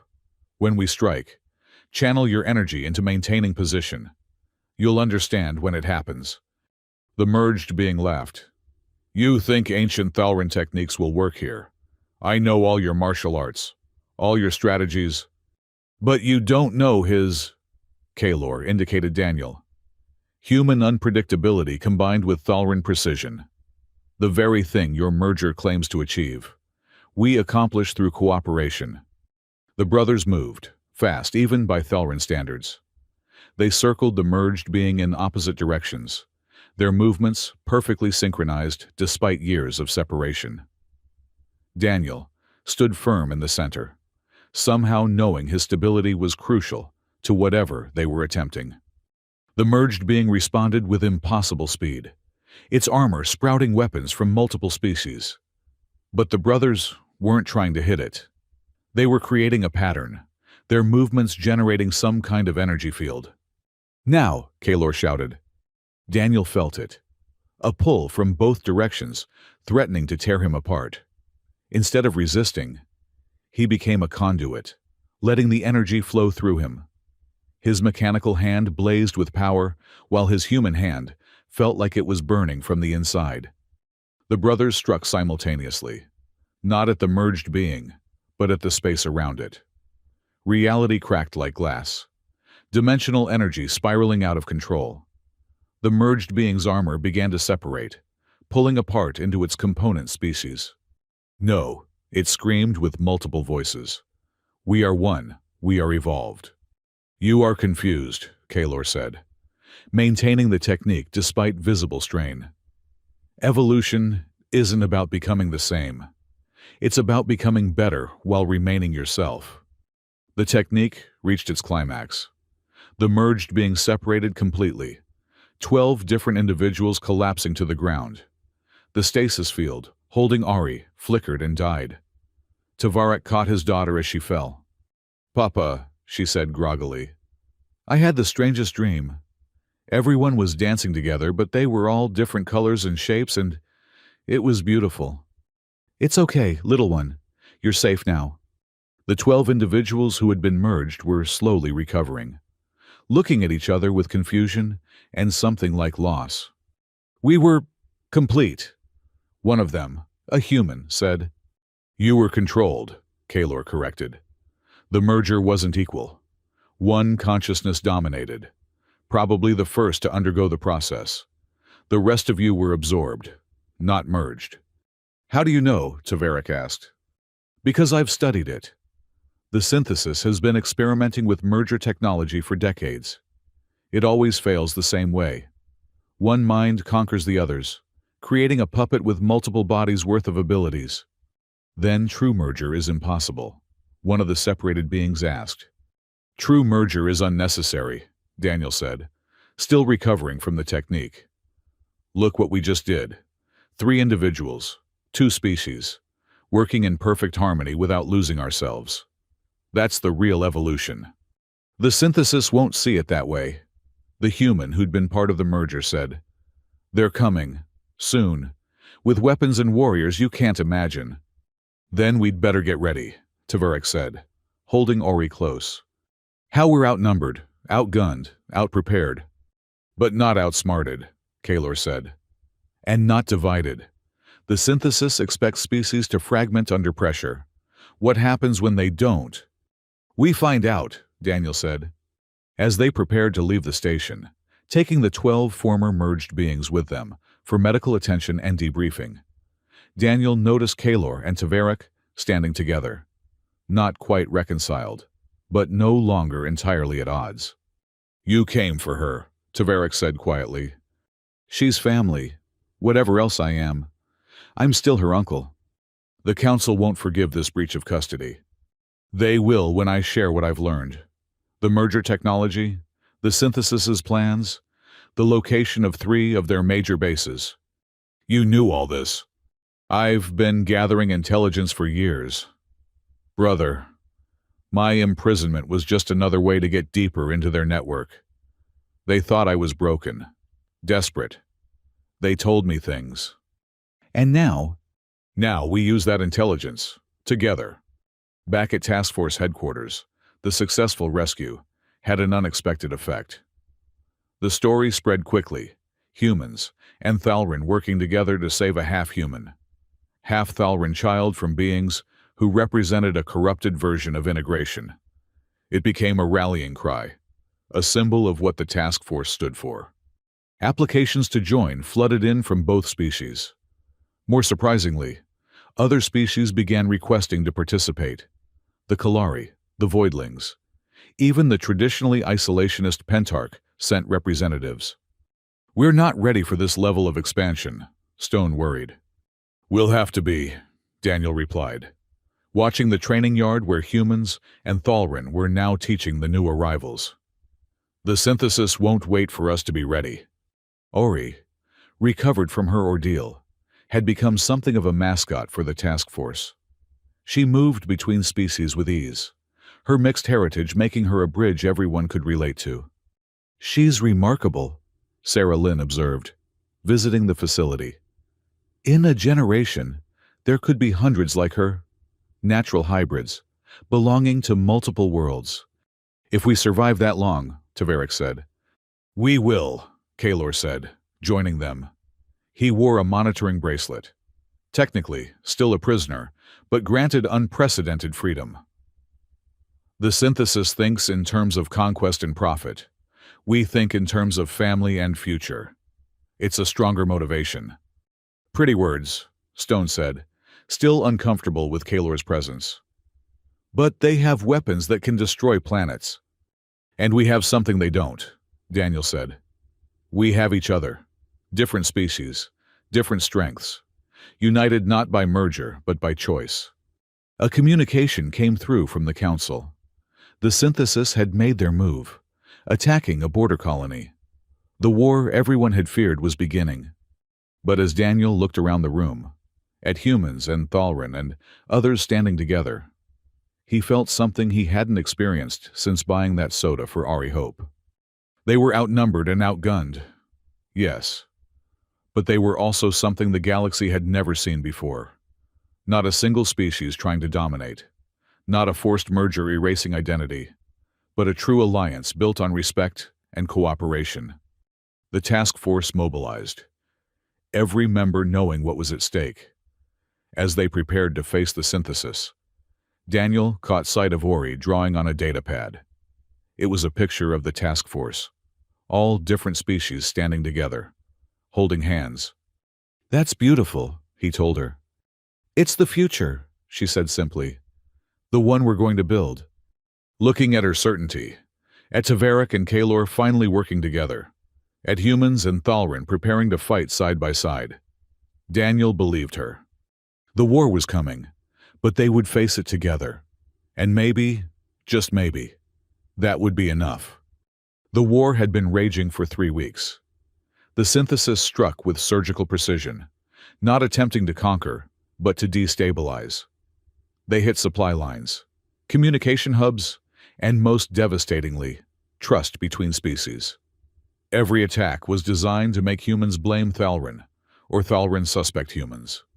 Daniel stood in the war room of the task force headquarters, now transformed into a military command center. The holographic display showed dozens of red markers where synthesis forces had struck. But there were also blue markers, growing in number, where the joint task force had responded. "Report," he commanded. "Sector 9 secured," Wren announced. "The Kalari unit you suggested worked perfectly. Their sensory abilities detected the cloaked bombs before detonation. Casualties? None. Well, Private Morrison broke his arm trying to match Thalrin jumping ability, but that's hardly the enemy's fault." Despite everything, Daniel smiled. Even in war, humanity's competitive spirit and questionable judgment remained intact. Tavarik entered, Kalor beside him. The brothers had become an effective command team, their different approaches complementing each other.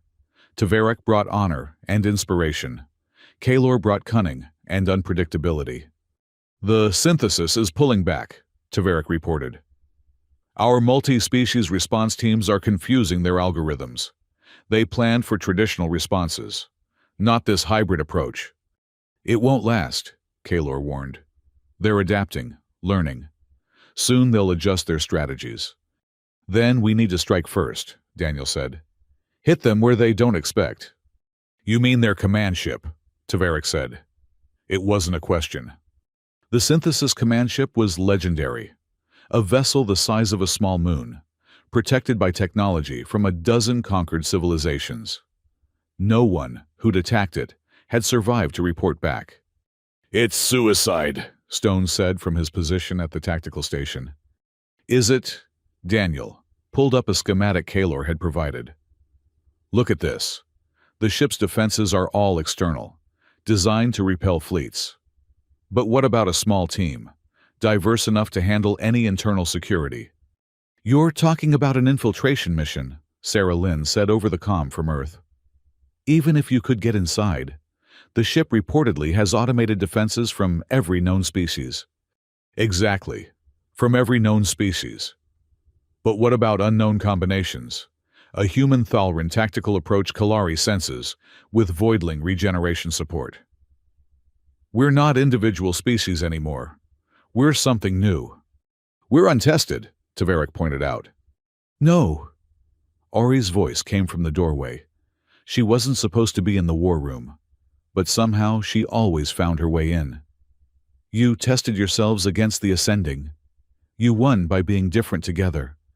"This isn't a story, little one," Tavarik said gently. "People will die." "People are already dying," she replied with wisdom beyond her years. "But dying apart? Better to risk everything together than lose everything alone. The room fell silent. The child had articulated what they all felt but couldn't quite express. "I'll lead the mission," Daniel said. "As will I," Tvarek added immediately. "And I," Kalor said. The brothers who fought each other, now fighting together. The symbolism alone will inspire our forces.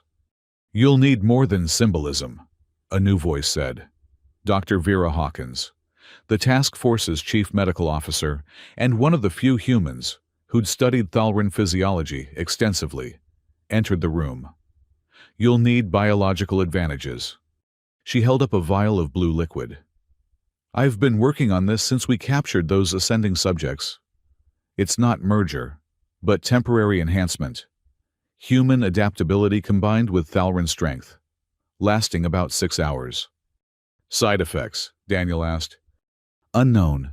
We haven't had time for proper trials." "War rarely gives us that luxury," Tvarek observed. They spent the next 12 hours planning. The team would be small, 8 members total. Daniel, Tvarek, and Kalor would lead. Ren would provide youth and enthusiasm.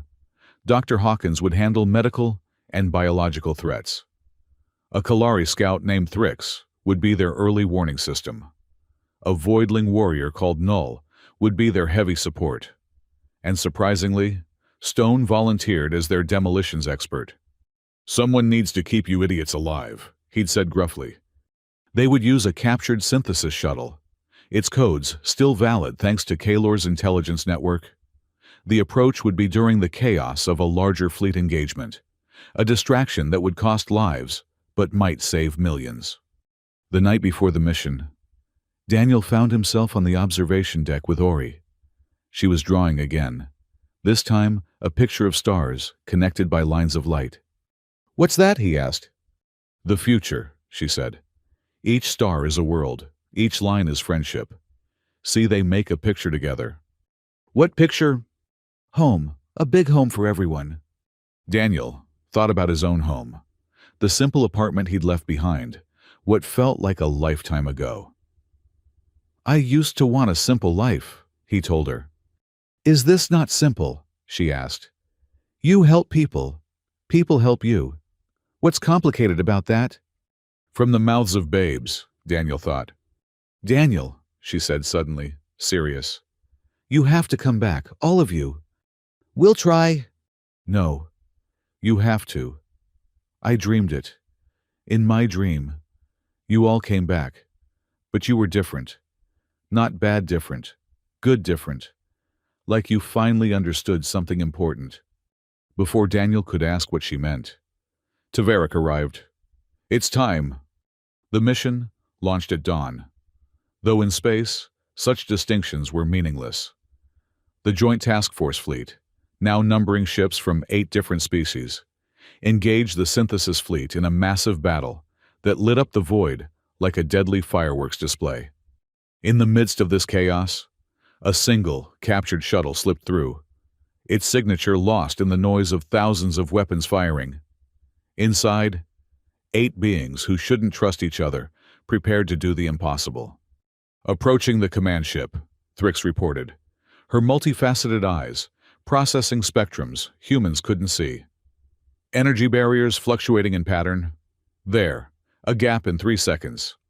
Ren piloted them through with millimeter precision, the shuttle passing through shields that would have vaporized them instantly. "We're in," he announced. "Docking in 30 seconds. "Remember," Daniel said, checking his weapon.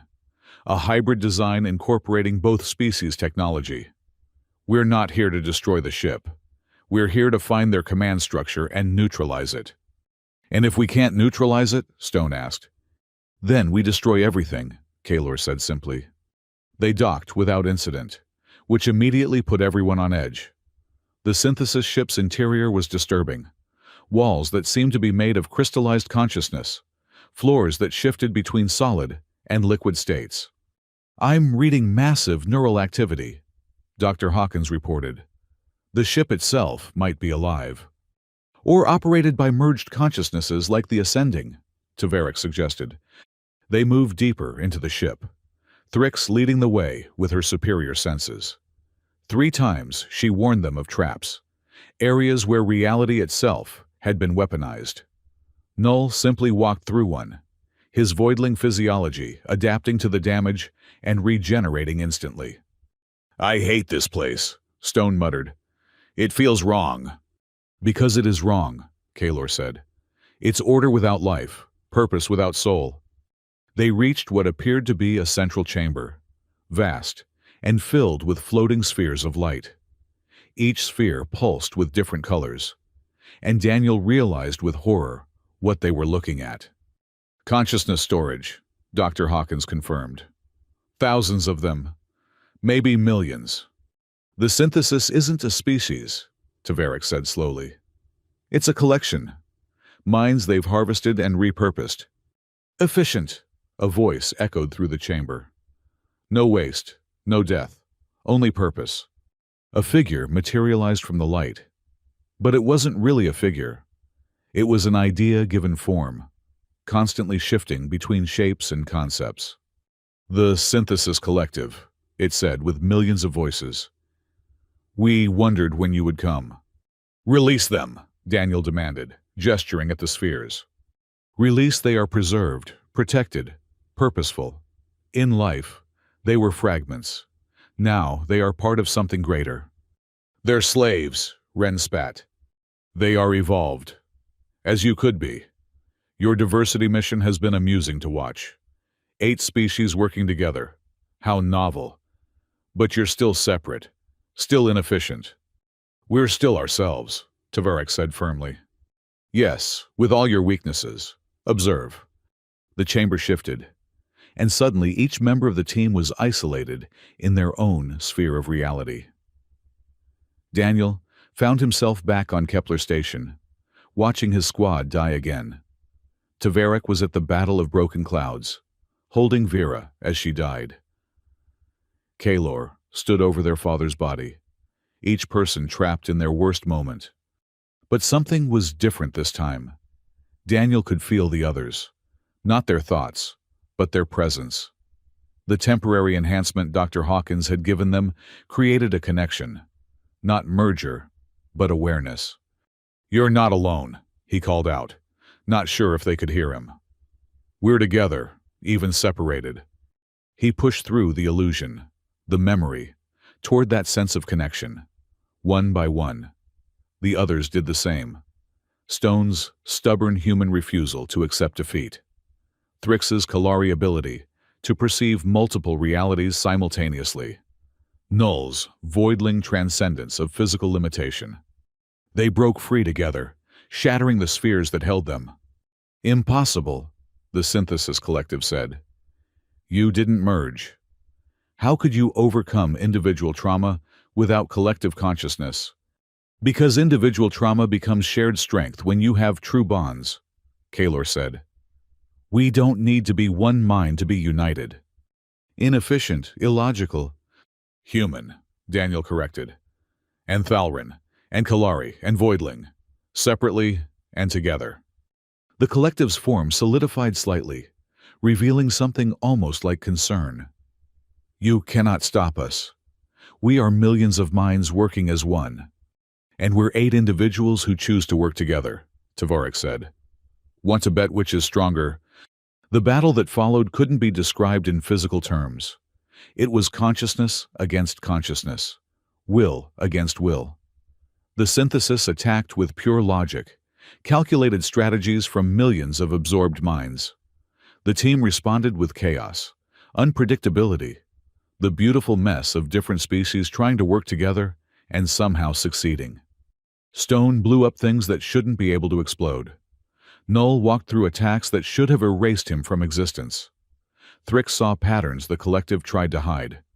Dr. Hawkins introduced biological viruses into their crystallized consciousness matrix. And the 3 leaders, Daniel, Taverick, and Kaylor, coordinated it all, not through merger but through trust built from conflict, understanding born from difference. "You're damaging the stored consciousnesses," the collective warned. "If you continue, they'll all die." "No," Daniel said. understanding suddenly flooding through him. They'll be free. He moved to the nearest sphere, placing his mechanical hand on it. Instead of trying to break it, he offered it something else. Choice. You can stay, he said to the consciousness within, or you can leave, but it's your decision, not theirs. The sphere flickered.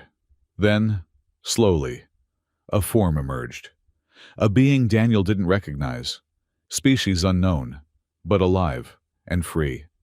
Thank you, it whispered, then dissipated, returning to whatever existence awaited after such imprisonment. No, the collective screamed. Order must be maintained. Purpose must be served. Whose purpose? Tavarik asked, moving to another sphere, offering the same choice. More beings emerged, some staying to help, others leaving immediately. The purpose of efficiency, of evolution, of perfection. Perfection is death, Kalor said, freeing more minds. Life is messy, chaotic, imperfect. That's what makes it beautiful. The ship began to shudder. The freed consciousnesses were disrupting its systems, choosing their own paths, rather than serving the collective's will. We need to go, Thrix warned. Structural integrity failing. Wait, Daniel said. He'd found one particular sphere, different from the others, older, more complex. When he touched it, he understood. You're the original, he said to the collective. The first mind that started absorbing others. You were afraid of death, so you chose this. I chose survival. I chose permanence. You chose loneliness, Daniel corrected. Surrounded by millions, but never truly connecting with any of them. For a moment, the collective's form solidified into something almost human, almost Thalrin, almost a dozen other species. A being so old, it had forgotten its original shape. I was dying, it said with a single voice, small and afraid. My species was gone, my world destroyed. I didn't want to end. Nothing ends, Tavarak said gently. It just changes. That's not death, it's transformation. Like we've transformed, Daniel added. Humans and Thalrin, from enemies to family. Not through force, but through choice. The ancient being wavered. But without the collective, without purpose, what am I? Free, Kalor said simply. Free to find new purpose, or no purpose, or multiple purposes. Free to be wrong, to fail, to try again. To be alive, Wren added. The ship's shuddering increased. In the space battle outside, the synthesis forces were faltering, their coordination breaking down as their command structure dissolved. Choose, Daniel said urgently. Release them all and come with us, or stay here and fall apart with your collective. For a long moment, the universe held its breath. Then, with a sound like a sigh that had been held for millennia, the collective released its hold. Millions of consciousnesses burst free, some returning to bodies kept in stasis, others moving on to whatever came next. The ancient being stood before them, now in a form that was unique, neither copying others nor trying to absorb them.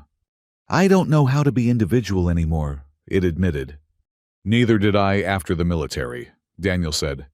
But you learn, and you don't have to do it alone.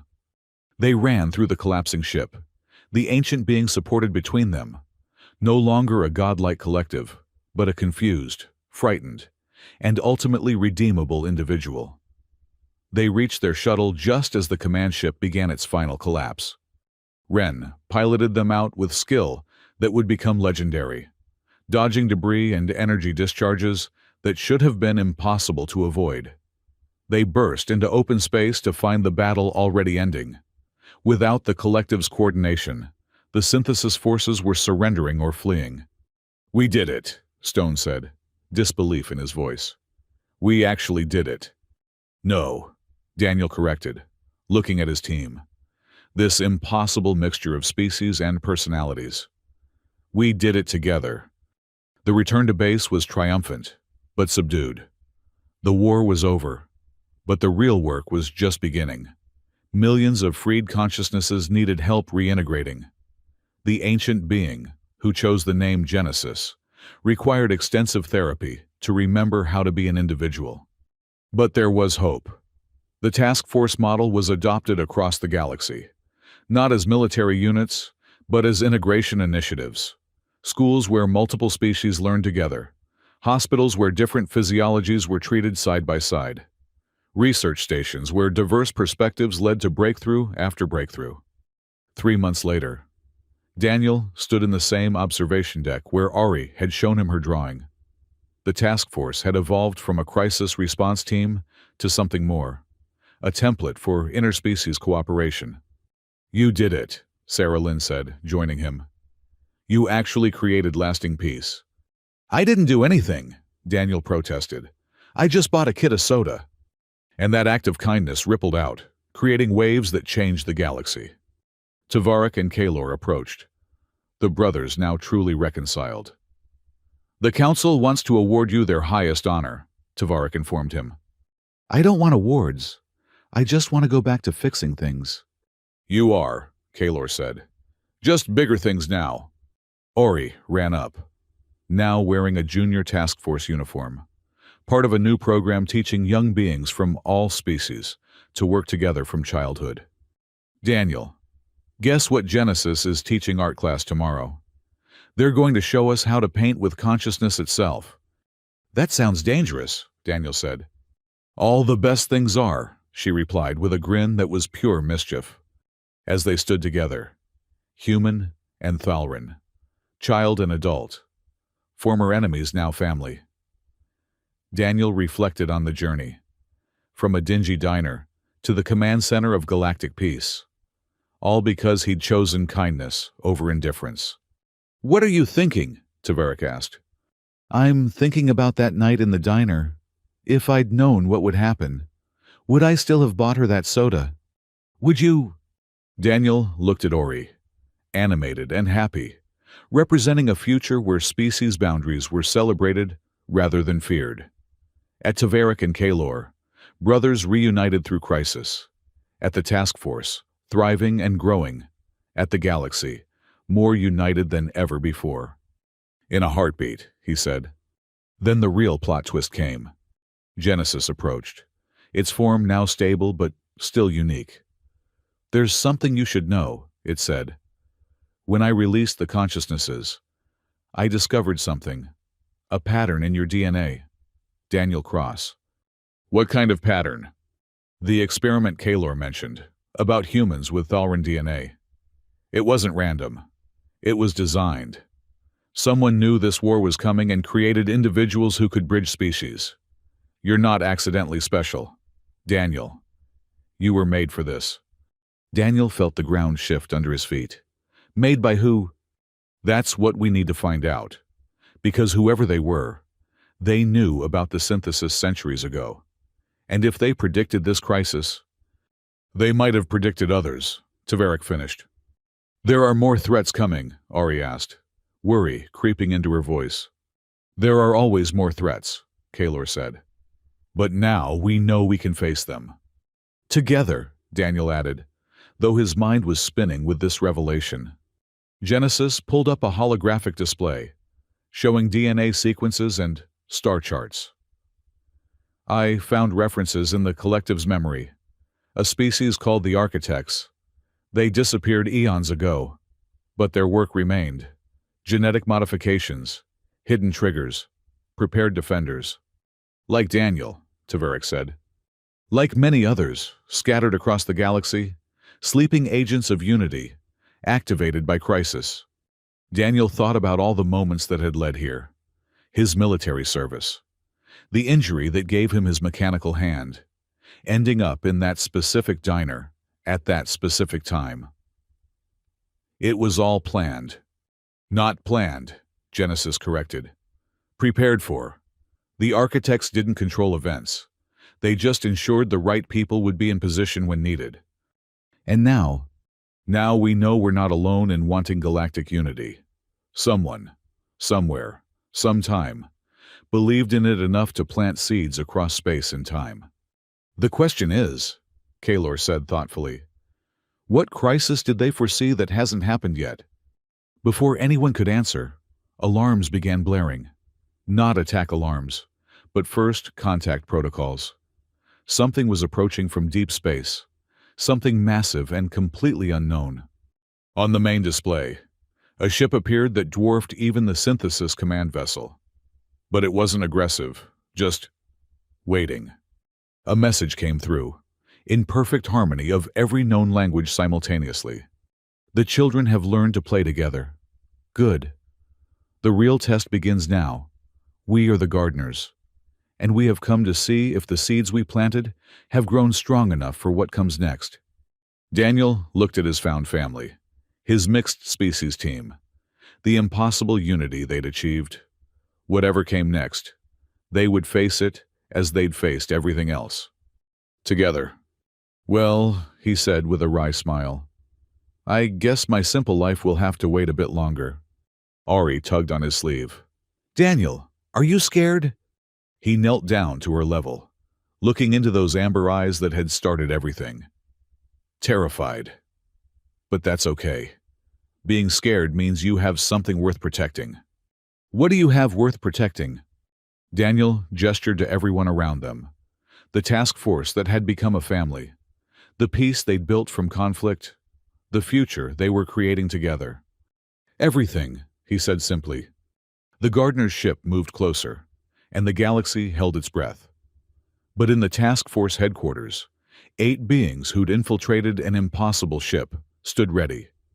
Because they'd learned the most important lesson of all. No matter how different they were, no matter what challenges came, they were stronger together than apart. And it had all started with a can of soda.